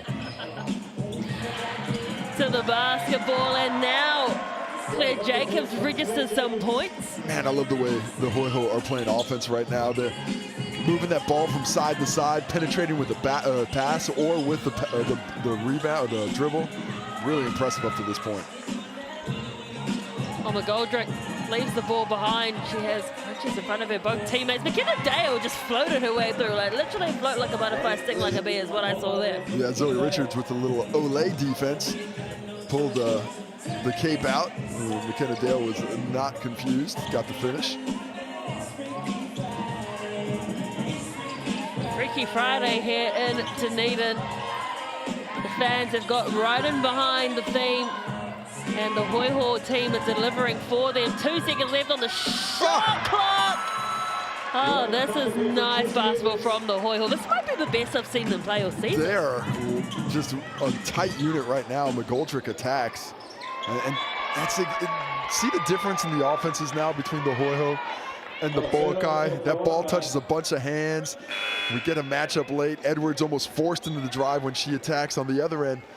The ball just, McGoldrick's hand doesn't get to everybody else. Forced the drive on the baseline, and the wayward pass gives possession back. But it's just, I think the Pouākai, if they can just lock in a little bit, force that ball in between hands, force this Hoiho defense to rotate a bit, they'll be in good shape. Hoiho have only got 1 triple this game. They're scoring most of their points inside the perimeter. And that was just a Hail Mary shot to see what I can get there. Zoe Richards, thank goodness that standard is padded. And she smashed into it. And the triple is a big key to this game. We saw it in the stats at the pregame. The Pouākai hitting 11 triples a game. The Hoiho just 8. Where were they going to make up those 9 points? Those 3 makes a game. But up to this point, they've done it all over the court. Jaeger with the off-balance 3-point attempt. It was no good. Bradley brings it down court. And look at how quickly both teams are just down and set. Oh, the pass wasn't accurate, but it was a nice movement from Dart.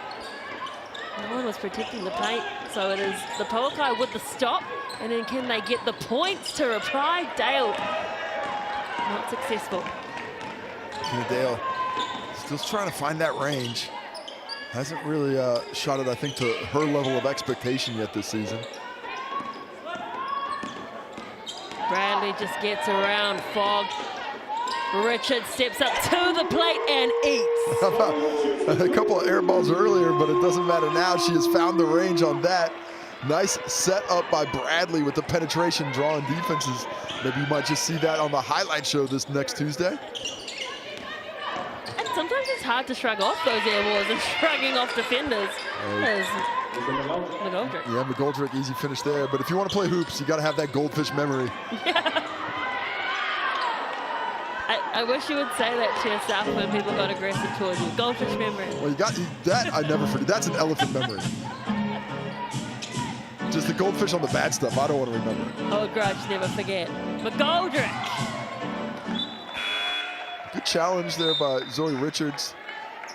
But another early shot clock, quick shot by the Pouākai. Not manipulating the defense to the same level that the Hoiho have been able to up to this point.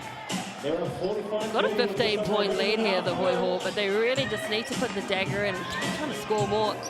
Playing so efficiently on the Hoiho, 50% from the field. They've held the Pouākai to 29% so far. Minute 10 left to play in this second quarter. We haven't had a BNZ player timeout. McGoldrick says, get out of here. Big block. Hall runs the lane. Oh, looking for a block the other way. Isn't going to get it. Simmons was aggressive under the basket. Oh, extremities. Everybody's everywhere. You got to foul, you foul hard. Hey, you don't get like less of a foul for not being super physical, but there's a lot of contact there. Both players hit the floor hard. Abby. Fogg there. Might be the young players' favorite player on the court right now. You know why? 6'7". She gets the foul. Jacobs to the line. You know, I had to like really look up what 6-7 is. That's how I What knew a waste of time that was. Oh, I know, because when I was like, so what do you mean it means nothing? It means nothing. What do you mean it literally just means 6-7? Ugh, youth. Then when you say that, that is when you know you're getting old. I know. I just laughed that like when I did what is 6-7 was the first option, because there's a lot of people wondering too. Jacobs up to 9 points now. Sorry, 8 points on that finish. Both teams with their BNZ player timeout in this half, and oh, it's a collision, but they do still come up with a fast Look at that break. Edwards! Beautiful basketball. Ball doesn't hit the floor. Timeout Alex Stojkovic, because he needs to talk about this Hoiho squad and what to do against them. They are playing at a different speed, and because of it, they've got a 19-point lead. And it's a thriller here by the Hoiho. The score line is not thrilling for the visitors, but it is thriller for this home crowd, being entertained by the dancing Halloween caricatures and the hoops on the floor. How about this start by the Hoiho? The percentages are fantastic. 55% from 2, 9 for 10 from the line. They've got 13 assists on 18 buckets. And actually, I think added to 14 on 19 buckets now after that last finish that just got added in. 4 steals, a couple of blocks, and Michael Jackson fans everywhere. You can't get enough MJ. It is always catchy. I was lucky enough to be in New York when they do that flash mob the whole way through. It's so cool. There's like hundreds of people, thousands, I think. I'll tell you what, if I was in New York and hundreds of people started doing the same thing, I would be freaked out. That, to me, is a sign to start running. And, you know, after you go for a run, you deserve a pizza. You so do. I'll tell you what, Taylor, I always deserve a pizza. Yeah. You don't have to do much to deserve a pizza these days. You gotta eat, and at the moment, the Hoiho are eating up the Pouākai. Nice aggressiveness from McGoldrick. I like that better offense, though. It's set up with the pass. She gets the ball on the run and attacks Richards, who's in a tough defensive spot despite the physicality. Now, can the Hoiho finish strong? Well, 7 seconds left. No BNZ player timeouts used. Richards will go to the Chemist Warehouse strike for 2 attempts. Really nice pass by Claire Jacobs there. I mean, a difficult angle. And, you know, Jacobs known as a scorer, but what an unselfish play there to set up Zoe Richards underneath. It was great position, holds on to it, and she shoots off to the Chemist Warehouse to see if she can't collect her 6th and 7th point of the game. The Hoiho crack 50 in the first half. 2.7 seconds left to go, and again, it's that efficiency. Yeah, they've just playing with excellent speed, and the BNZ player timeout whistled up by the Pouākai, so that means you get a chance at home for a chance to win tickets by scanning that QR code and seeing if you're eligible for tickets to the big game. We're looking for big groups, little groups, all kinds of groups. Group it up, but do it quickly. We're in round 6, and the BNZ tickets to the big game are starting to run out. But if you want to catch sideline and bring some of tomorrow's stars to today's game, you can do it all thanks to the BNZ. And every game is a vibe. A vibe, all vibes. Like, any basketball game you go to is a vibe. The music's good. You know, aliens in New York and stuff, you know, it's all happening. Oh, quick release. Oh, it looks good. I liked that look, but it wasn't to be. So it is halftime here. It's a commanding lead by the Southern Hoiho. 51 points to 13-2. The home team dominating the Pouākai. Can the Pouākai reverse their fortunes, or can the Hoiho just totally run away with the game? Find out after this. We are pleased to have the ball.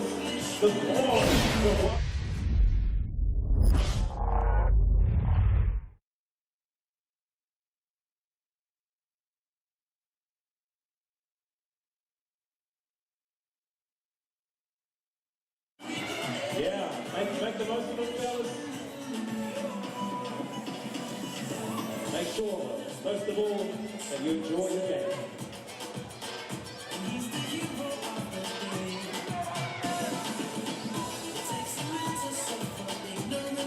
underway, of course, ladies and gentlemen, you can get your Hoiho merchandise and food and drinks upstairs at the back of the West Stand. It's at the back of the West Stand here if you want some food and drinks.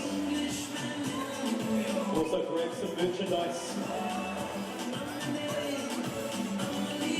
from the reception area at the entrance as well.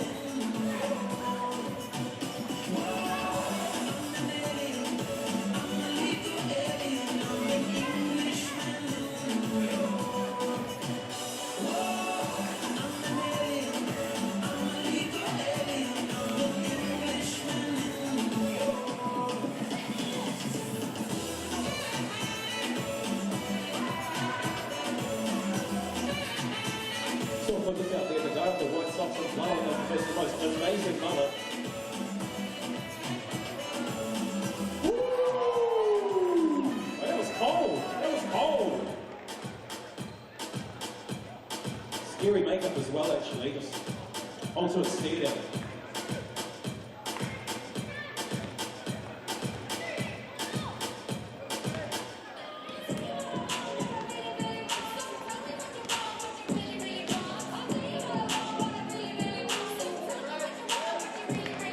Open. You're really leading with the team blue.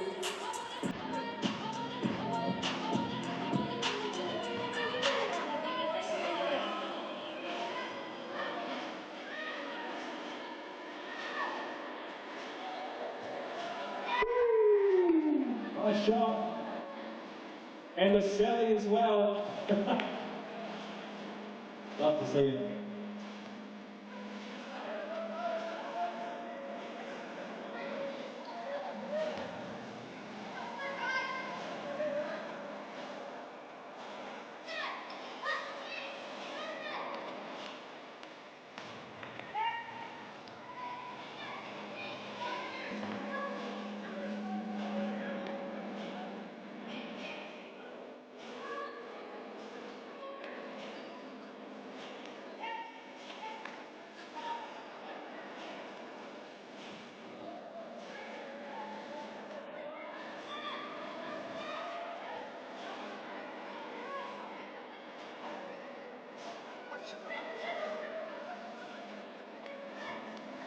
Half-time here in round 6 in the opening game of the round, and it is the Hoiho 51 points to 32 on your Freaky Friday. Happy Halloween from us here at Sky Sport. And while it's not a good Halloween for the Pouākai at the moment, in fact, plenty demons out on court because the Hoiho are just dominating every single facet of the game. I'm Taylor Johnson. Joining me is Casey Frank, basketball legend here in New Zealand.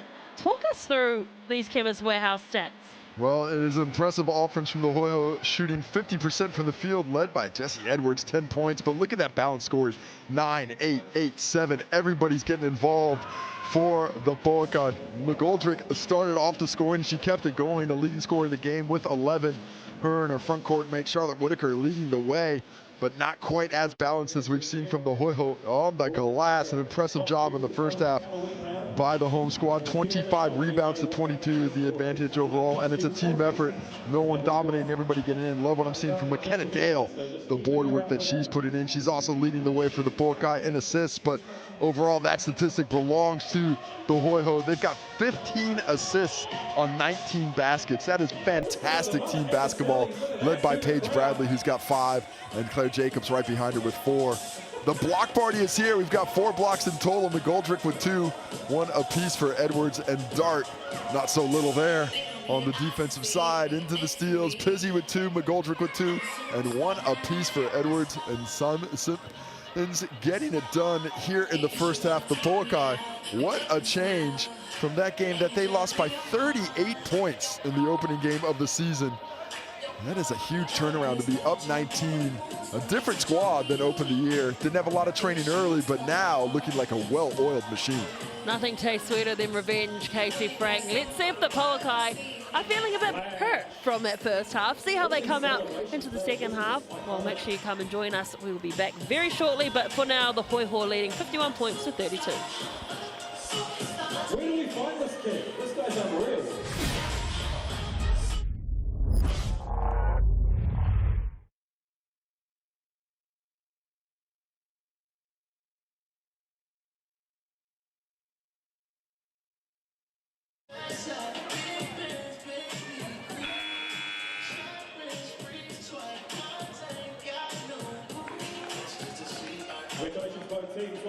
Pouākai Primary School. Serious ballers, some serious sellies in there as well. Love to see it. Just going to take a quick moment to thank the following 2025 Southern Hoiho partners. Overseas made by Henry's Farm, the principal partner for the Southern Hoiho. As well as our major partners, Remarkable Park, Night and Day, Sky Sport, Celine City, and Fair Creative. Along with IMF Finance, Greens Dunedin, Meridian Mall, Venture, Guardian Housing, Andrew Simmons, and Affinity Advisors.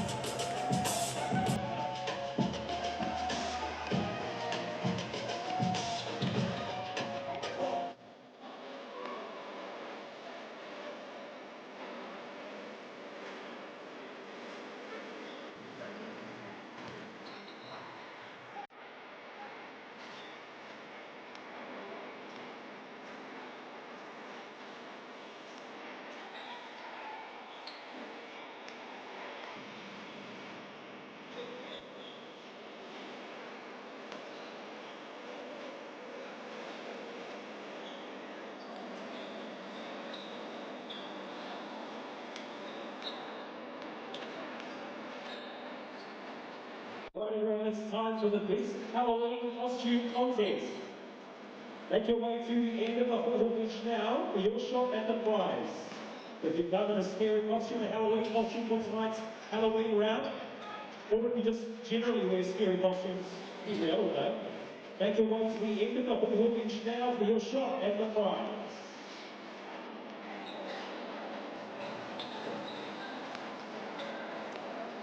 Other than the crocodile suit and the guy in the pink and the I'm guessing.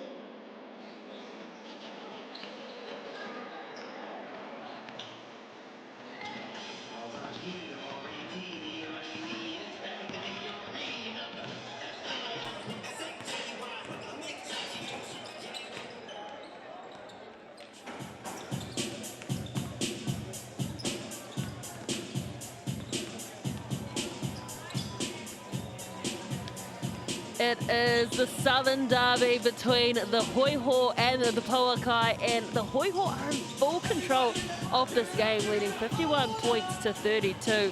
They have looked seamless, the scoring has been even, the distribution of the ball has been excellent. The Pouākai, they just haven't really found their radar, they've been a little bit off. What do you put it down to, Casey Frank? Well, you mentioned distribution of the basketball, and that's the stat that is most just jumping out to me off the page. 15 assists on 19 buckets for the Hoiho, 6 assists on 12 for the Pouākai. They're just not moving that ball, letting the ball do the work to the same level. And it shows the level of connectedness on this Hoiho squad right now. I think if you just looked at talent levels from top to bottom, I would probably say that the Pouākai are a more talented team. But as a collective, you've got 5 players coming together, and almost like a hand, those 5 fingers come together, and when they curl up, they make a fist, become that much more powerful. And right now, this fist is just swinging right through that Pouākai defense. I don't know how I pulled that together, but I somehow strung that along. That was excellent, Casey Frank. I was even though I was looking at you do the fist with your hand, I was also I could visualize it. It's good, thankfully, because it is mostly an audio medium when I'm talking on this one right now. But you know, I really impressive. You know, we mentioned before the break that the Pouākai had a 38-point win against this team opening game. And that can give you a false sense of complacency. You know, you can feel secure, like, hey, we smashed this team. Let's just go smash. And they did, you know, some interesting things. They changed the starting lineup. They've got Whittle, who's been, you know, I think their best player all season long, their most impactful player. Then you're limiting her minutes. You're messing with something that's been working well. They seem to have just found their groove, and now suddenly they're grooveless in this game tonight. Interesting about Whittle too, because when she did come onto the court, she didn't look herself either. Yeah, she hasn't been quite as aggressive as we've normally seen, but I think I would probably put more of that to the solid defensive effort and the defensive plan of the Hoiho. They have really come with a lot of physicality. They're forcing the Pouākai out of their comfort zone. You know, I think if we take a look at this shot clock or the shot chart for the Pouākai, it would look probably a slightly different from what it normally does. I mean, they just don't have, certainly not the efficiency from deep. This is the team that leads the league in three-point makes per game, but not at that level today because of some solid defensive planning by the home squad.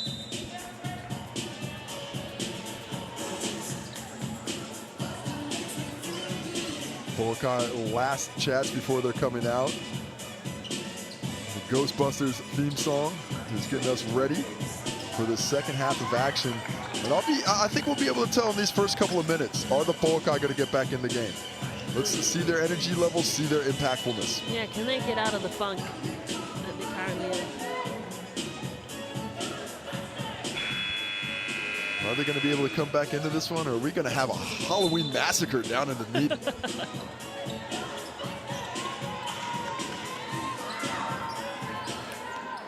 Jaeger, first possession of the second half. Did the coach give them enough of a rev up to change their fortunes? Dale is accurate, first up. Best offense they've had all night.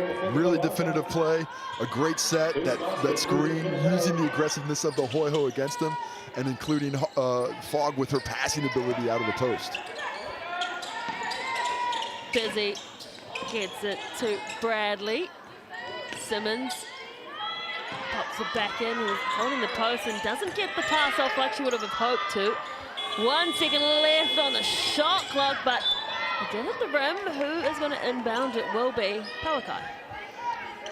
A good physical box out by the Pouākai. Defended for the full 24 seconds there. That's when McGoldrick inbounds, and some token pressure by the Southerners as they bring it up.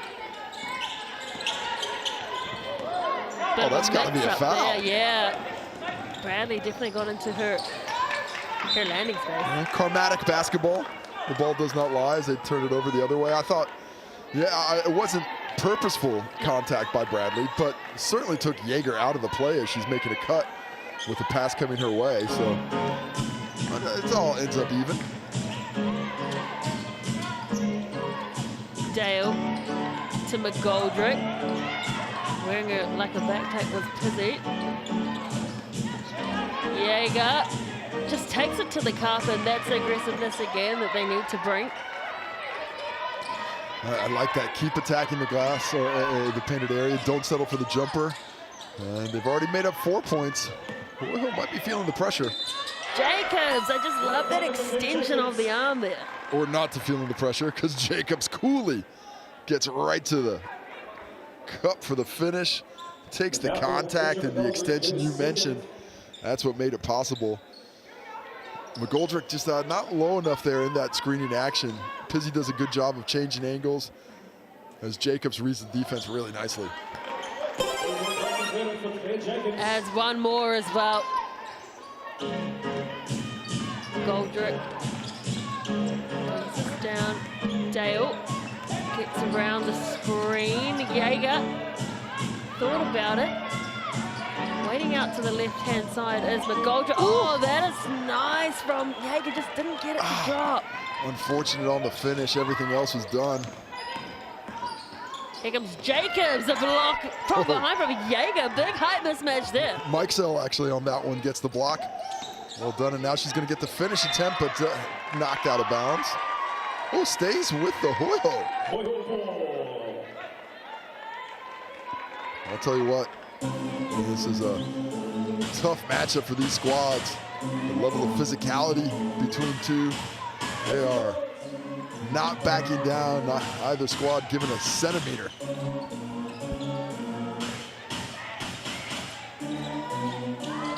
This time they get it to Pizzy, and the pass just wasn't on. And they survive, only just, but 3 seconds left on the shot clock. It needs to be a quick release on the corner. She said make it harder for me. Just how you drew it up.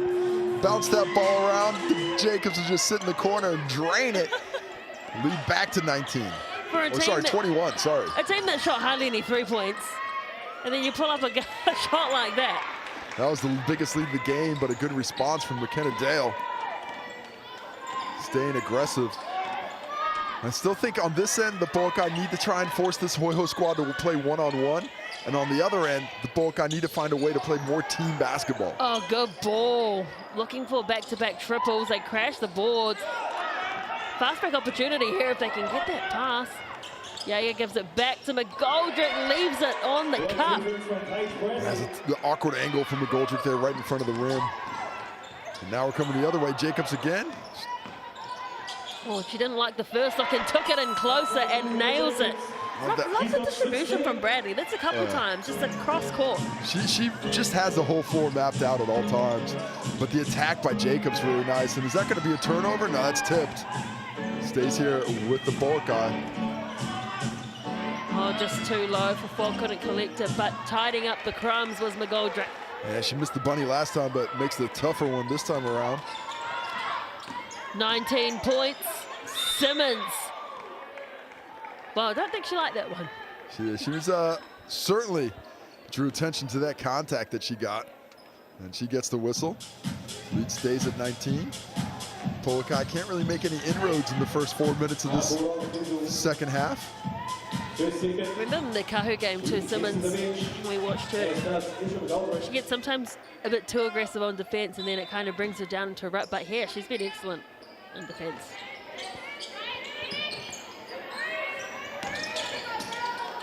Here she goes, gets around Fogg. Bradley with 5 seconds left on the shot clock, just gets around. Oh, sweet kiss off the glass. What a burst of speed. I thought she was going to go for the shot, but she gets Hall on her and really turns on the jets to turn around that corner and get that finish. Ties the biggest lead in the ball game. Whittle on court. Jesse Edwards leading the league in blocks at 2.2 per game. Gets another one there against the taller Fogg. Oh, nice ball movement too, and just held up that. What am I trying to say here, against the break? You know, just. Oh, it's strike a pose. Nice pass. The pick and roll once again. She moved at the right time. Such an effective weapon. Well, Pizzy, she sets the screen, and the second she creates advantage, she's gone.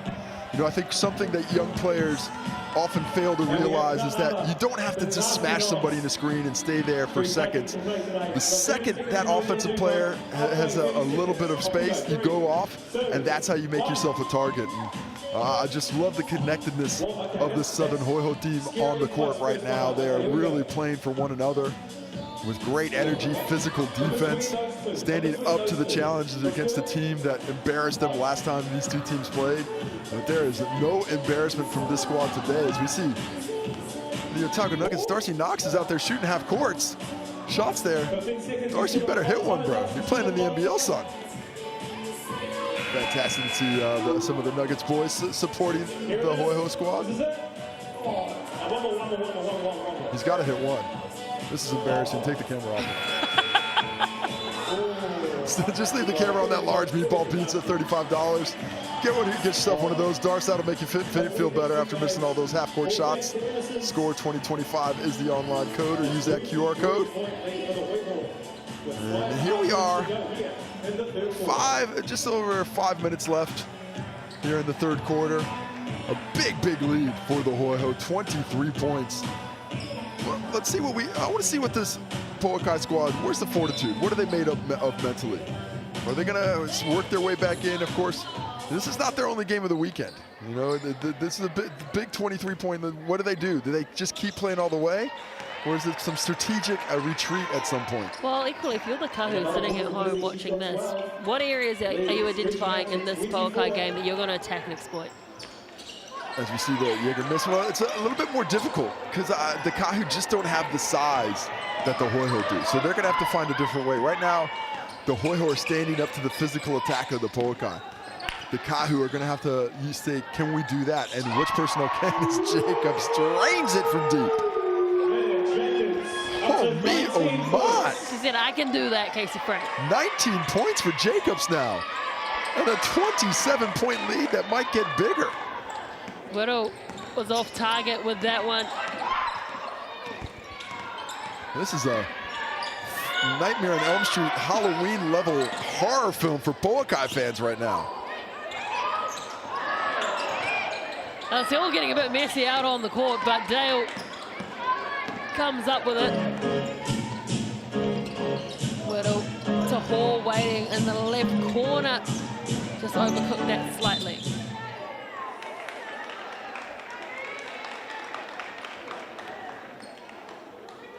I guess if you're the Hoiho coach, you're up by 27.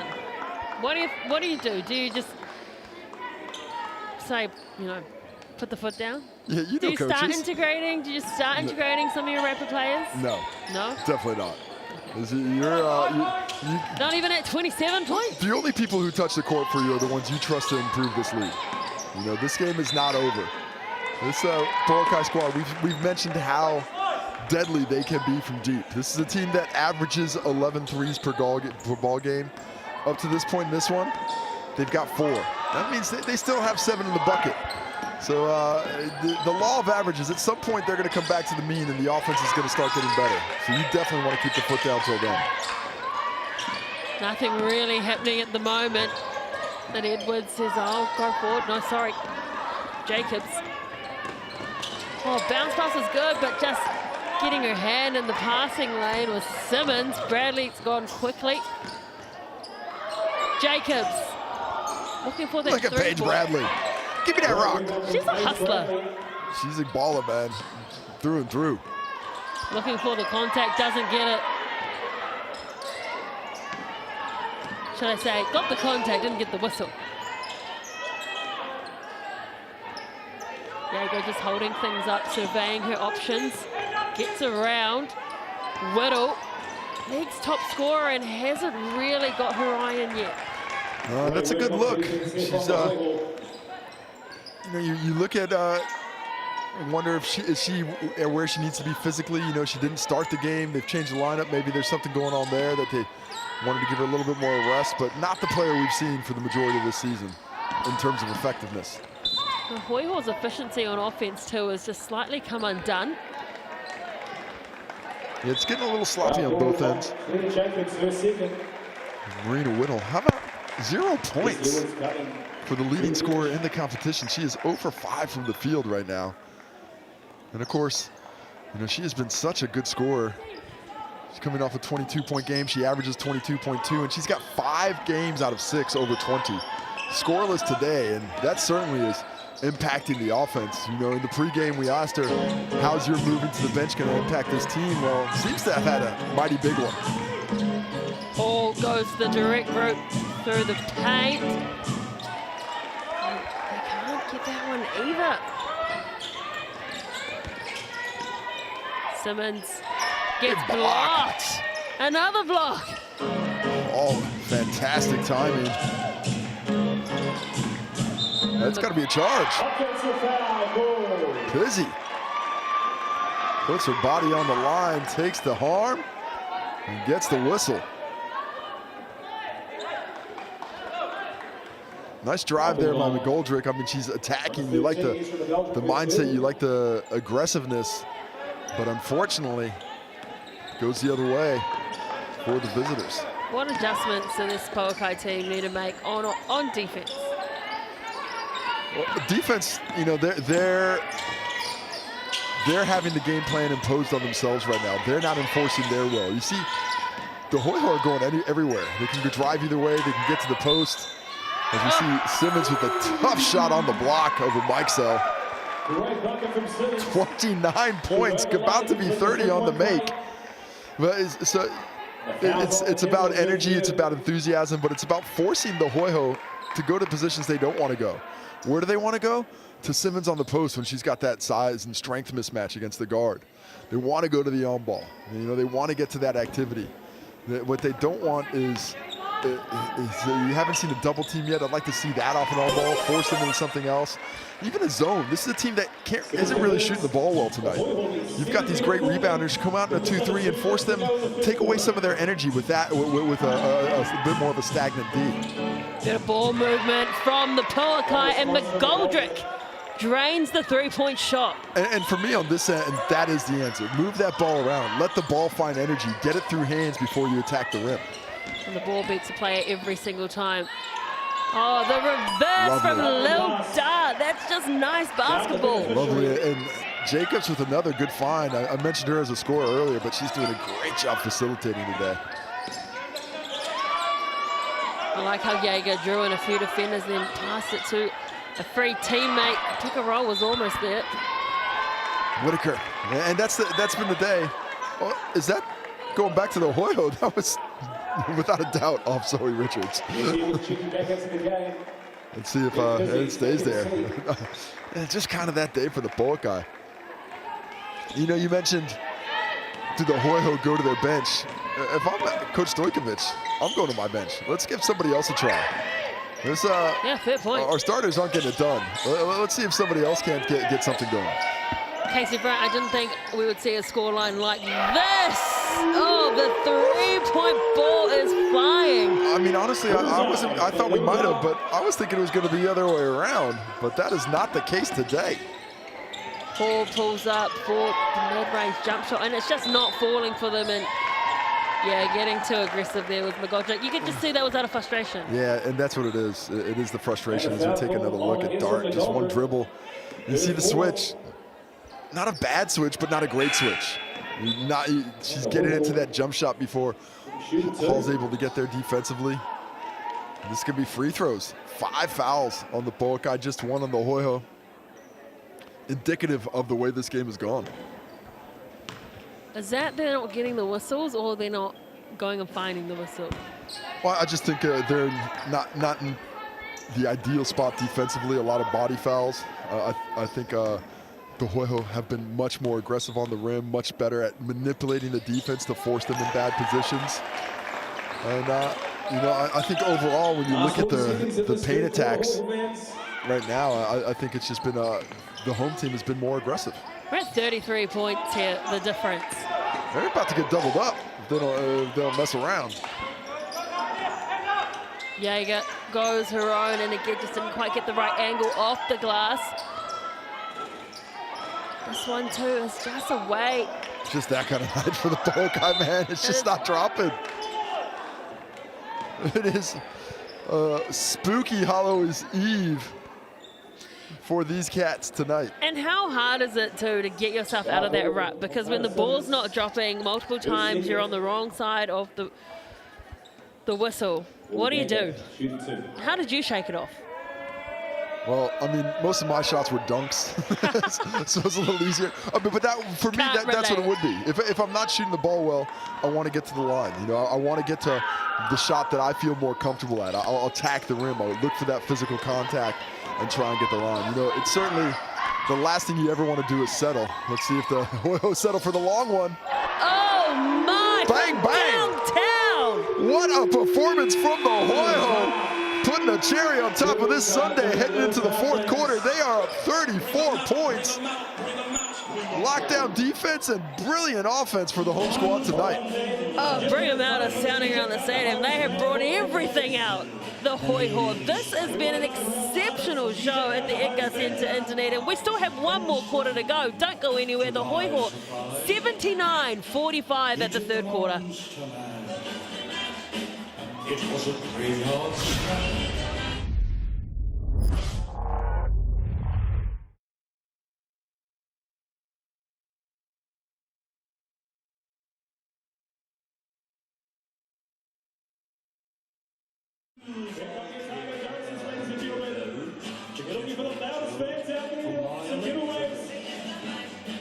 They did the monster man. It was a graveyard smash. It got on in a flash. They did the monster man. The zombies were having fun. The Alright, that's who wants the GJ Gardner side ball. The guests included Make some noise. Dracula and his son. The scene was As much noise as you can, Hoiho bench. Igor on chains back by his Yeah, I hear you. The coffin bangers were about to arrive, but their value, the crypt killer five. And hey, it's not just for They children played the either. monster man. It was a graveyard smash. It got on in a flash. They played the monster mash. Out from his coffin, Pat's voice did ring. Seemed he was Okay, all your fans. thing. Opened the lid and shook his fist. Time here, make some noise. My tragedy It's not smaller. It's now the monster man. And it's a graveyard smash. It's caught on and five. It has been a bloodbath here at the Edgar Centre. 79-45. There's 10 minutes left for the Pouākai to pull off the unthinkable. But it's Freaky Friday, anything can happen. Hoiho mashing to the monster mash. Mashing this Pouākai squad into the dirt right now. Do they have a comeback? Whittle. Oh, there are ghosts on the rim knocking that thing off. The ghosts of Edgar Centre. They can get into you. Simmons, so that shot never looked like going in. When you look at the Pouākai, the energy's not bad. They're moving up and down the court, just not quite as on the same page or tied on the string like the Hoiho are. Mike's out.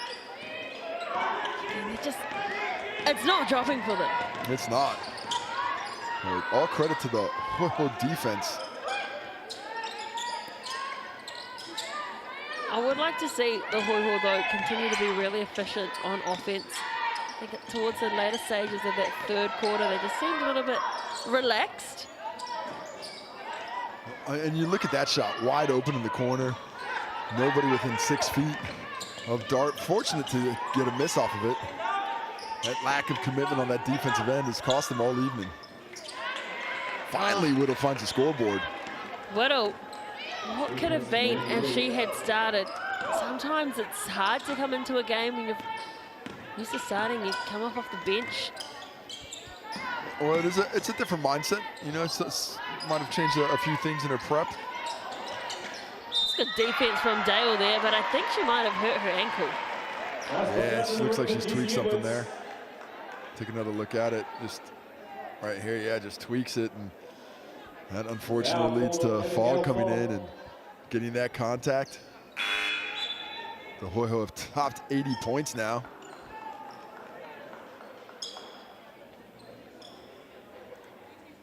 Okay, Dale taking a seat. This is Aldrich back into the game. Jesse Edwards with the shot. Plenty of Australian WNBL experience. Played in Germany and Spain and has brought a whole lot to this competition. Only twice this season have the Hoiho scored more than 83 points in a game. Both wins, pretty obviously, but 95 and 96 are their season highs. And they are well on track to top that. Again, coach is keeping his team out on there. They've got another game in a couple of days, so he's saying, you figure it out on the court. Let's get back into this. Paul with the over the head pass and distribution. Oh my, that is a deep three. Fog hits it well beyond the arc. More of that is certainly needed.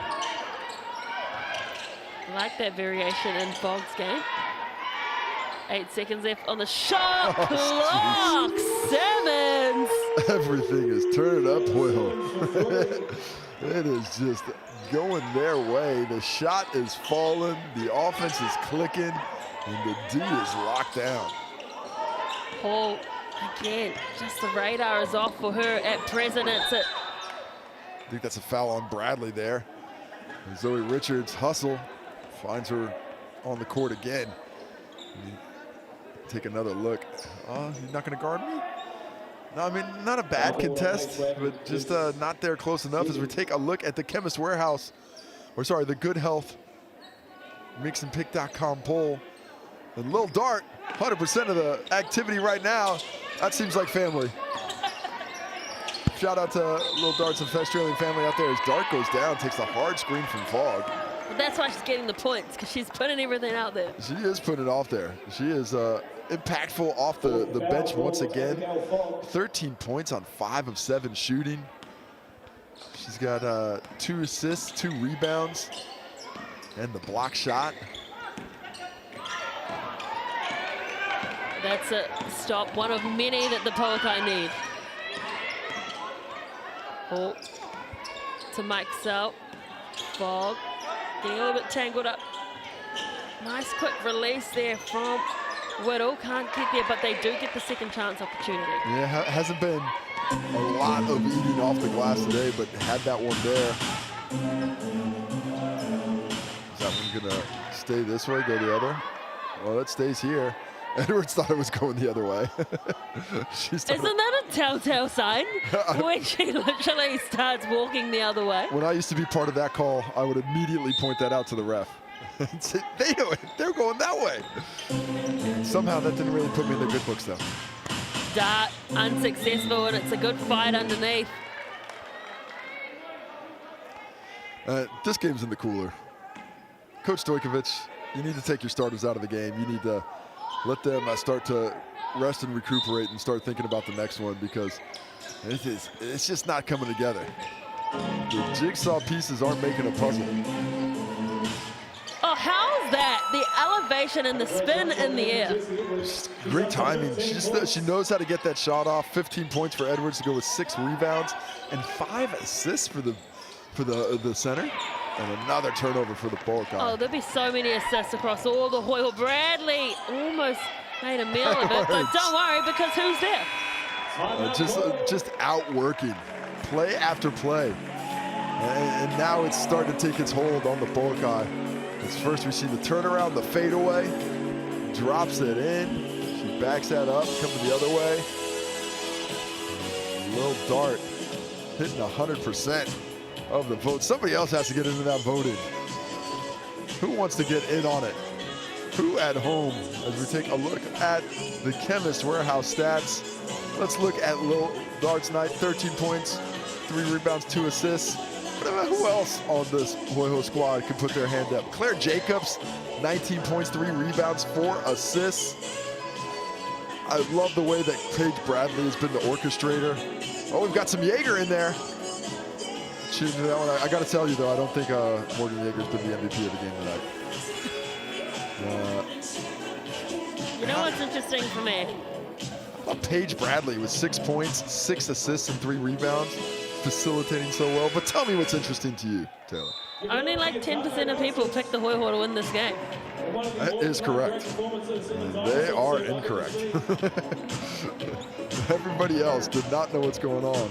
That is the thing. That is the beauty about basketball, isn't it?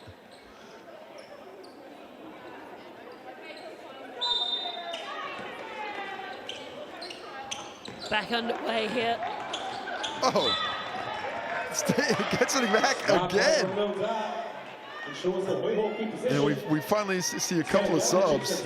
Oh, that is not what coach wants to see. No, it is not what you want to see at all.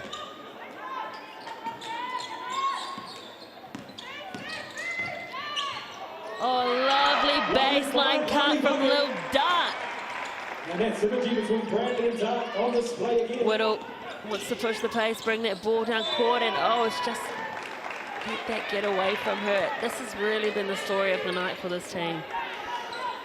Yeah, it's been a horror story for Pouākai fans. It has 41 points. They beat this team by 38 last time they played. They're down 39 now. That is when you do the math, 77-point turnaround. 77-point difference. Make it 80. Make it 80. Gallagher! What is happening?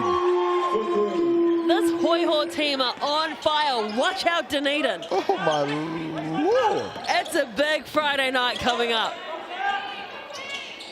These women deserve to have a great weekend. They've got the weekend off, the Hoiho. Not the Pouākai. That is not what they expected coming to this one. They have to bounce back quickly with the winless Kahu coming to town. And I'll tell you what, from the Kahu, this is not the performance I wanted them to put out right before they played us. Well, there'll be plenty of things discussed, that's for sure, in the next couple of days. Hoiho unable to finish that one. Fogg getting aggressive underneath. Hall now has the ball. Well, let's get a little sloppy out there. Yeah, look how slow It's turned into a Saturday morning run. Jaeger gets it out to the corner. Hey, Madrones. With the reverse, but hits the deck and is slow to get up. And, the Pouākai bench starting to clear out a bit. Another great find and another great bucket. The vision is so good, but I know Paige Bradley on the stat sheet hasn't really put up any points, but just the Control way, the game. I know, she's amazing at what she does. Well, she's been the conductor. You know, the conductor doesn't get any of the solos, but they make the music come together. And that has certainly been beautiful music making by this Hoiho squad tonight. Jacobs, 25% of the vote. It's a little bit more split up now. People are thinking different ways to go. But the only answer right now is just the whole squad of the Hoiho as a collective. I've just loved the way they played. And the Pouākai, seems like they've already mentally packed those bags and gotten on the plane going back up north.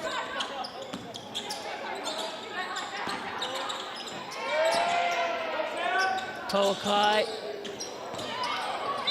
again, just not dropping for them. The Hoiho, they're approaching 100 here, Casey Frank. They're on 96. Already their highest scoring game of the year has put together for them. The previous, sorry, it matches their high. Their previous high was 96.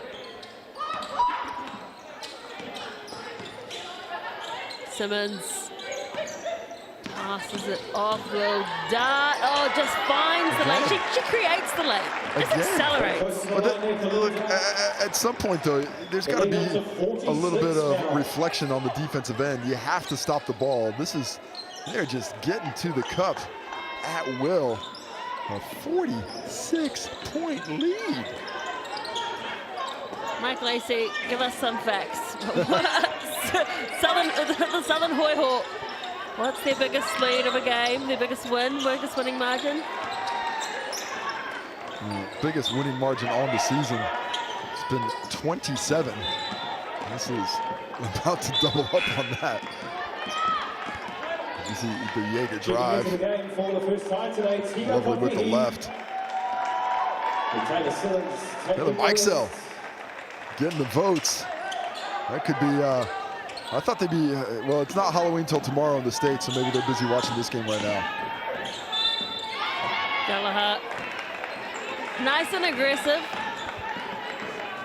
We didn't see her that much in this game. Often in the Tauihi game, she checks in, you know, the last couple of minutes of each quarter, and she relatively stayed out. Yeah, she's, you know, I think her and Simmons play a very similar role on the squad, and Simmons was just so impactful today, as was everybody who touched the court, as the bench is clear for most of both teams.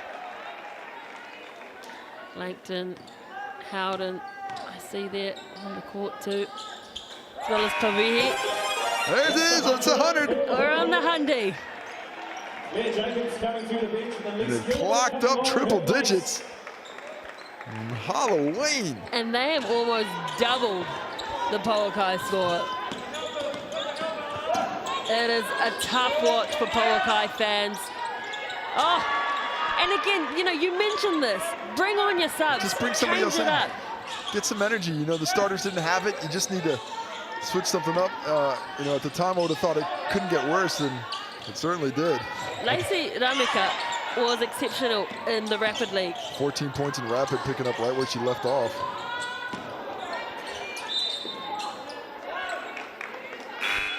Well, what a win this is for the Southern Hoiho. They can really build on this moving forward. We mentioned a few times tonight how they lost that opening game of the season, 38 points to this squad. Now it's almost an 80-point turnaround from that opening game. And they didn't have a long preseason. You know, there was they were working on the sale of the team from SEN in Australia as they divested their New Zealand assets. And weren't quite sure what was going to go on or how soon they could get those contracts out. They knew there was going to be a team. They were confident it was going to happen, but really only together a week before the season started. But as it all comes together, you're starting to see the vision of this team. They've got great size. Offensively, they can really manipulate the defense in the half court, executing very well. Good pace at times and a variance of offensive weapons. They can do a lot of different things. And we've seen the full kit and caboodle, I think, today. Just about everything's gotten pulled out to dismay. What's it called? The time warp. The time warp now? Is that what it's called? Yeah. Are you not a Rocky Horror Picture Show fan? No, Have you never seen the Rocky Horror Picture Show? Oh my goodness. I was just going to say the Pouākai be wanting to go back in time. Is that what the time warp is? Like, can we go back to 7:30 tomorrow? There's a lot of things that would have changed. I'm a little flabbergasted you've never seen the Rocky Horror Picture Show. It was a big thing when I was younger. Like, they'd still have midnight showings on Saturdays, and people dress up like it. So this looks like a Rocky Horror Picture Show character, actually. The doctor, the bloody doctor. Check it out. I don't know if it's your style. I might go watch it. Yeah, you got to get the live experience, though, because everybody gets up, dances, they know all the songs. Can you do it for me? I cannot. That is not my skill. This big white Irishman can't pull that off. Well, unfortunately, the Pouākai can't go back in time and change things, but they can change things on Sunday. Oh, the offensive call, too. It is all going the way of the Hoiho. A Halloween night massacre. This is... It's Nightmare on Castle Street. That's what it is.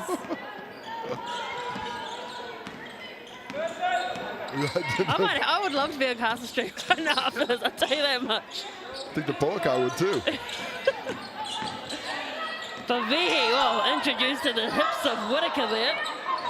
Gallagher fighting for the ball. Oh my goodness, the block coming in. Look at that hustle. Ainley. Look at that hustle from Gallagher.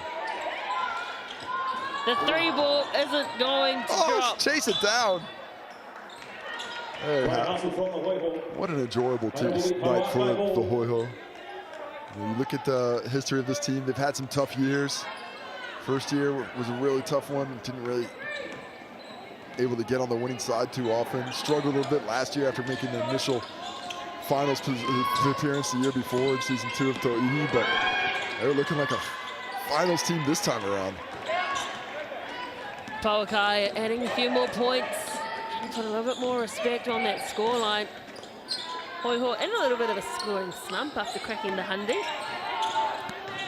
Yeah, they're allowed to.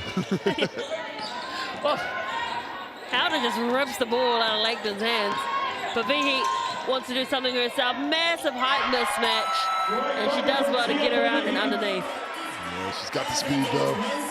And it keeps on rolling for the Hoiho. Be a trip to the Chemist Warehouse stripe for the Pouākai. Look at that. A little in and out, change of direction, change of pace, attacking the height, right at the key. Young height, but height nonetheless.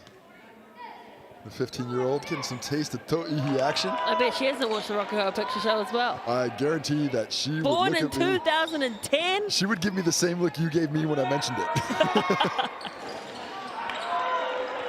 That's good to see the development. I mean, like, even Tauihi, she's only 19 years old. I love the way the youth is shining in this league this season. I won't mention Sammy's age. Pouākai on the fast break opportunity. Tauihi gets in and dislodges the ball. Now with Howden, Nei Taiwan. Into the last minute. The music is pumping because it's going to be a big night in Dunners because the Hoiho have had a massive win here over the Pouākai. No, they won't get the ball again. One of the Pouākai players did touch that. 32 seconds.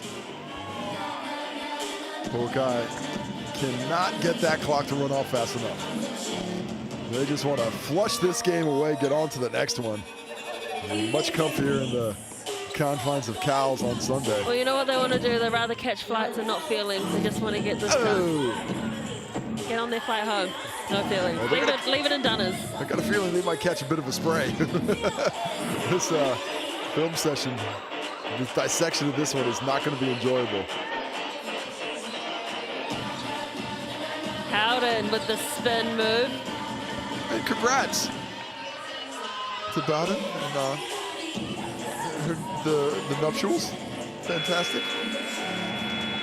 Well, the 3 ball is going to count. Well, that makes it slightly more respectable.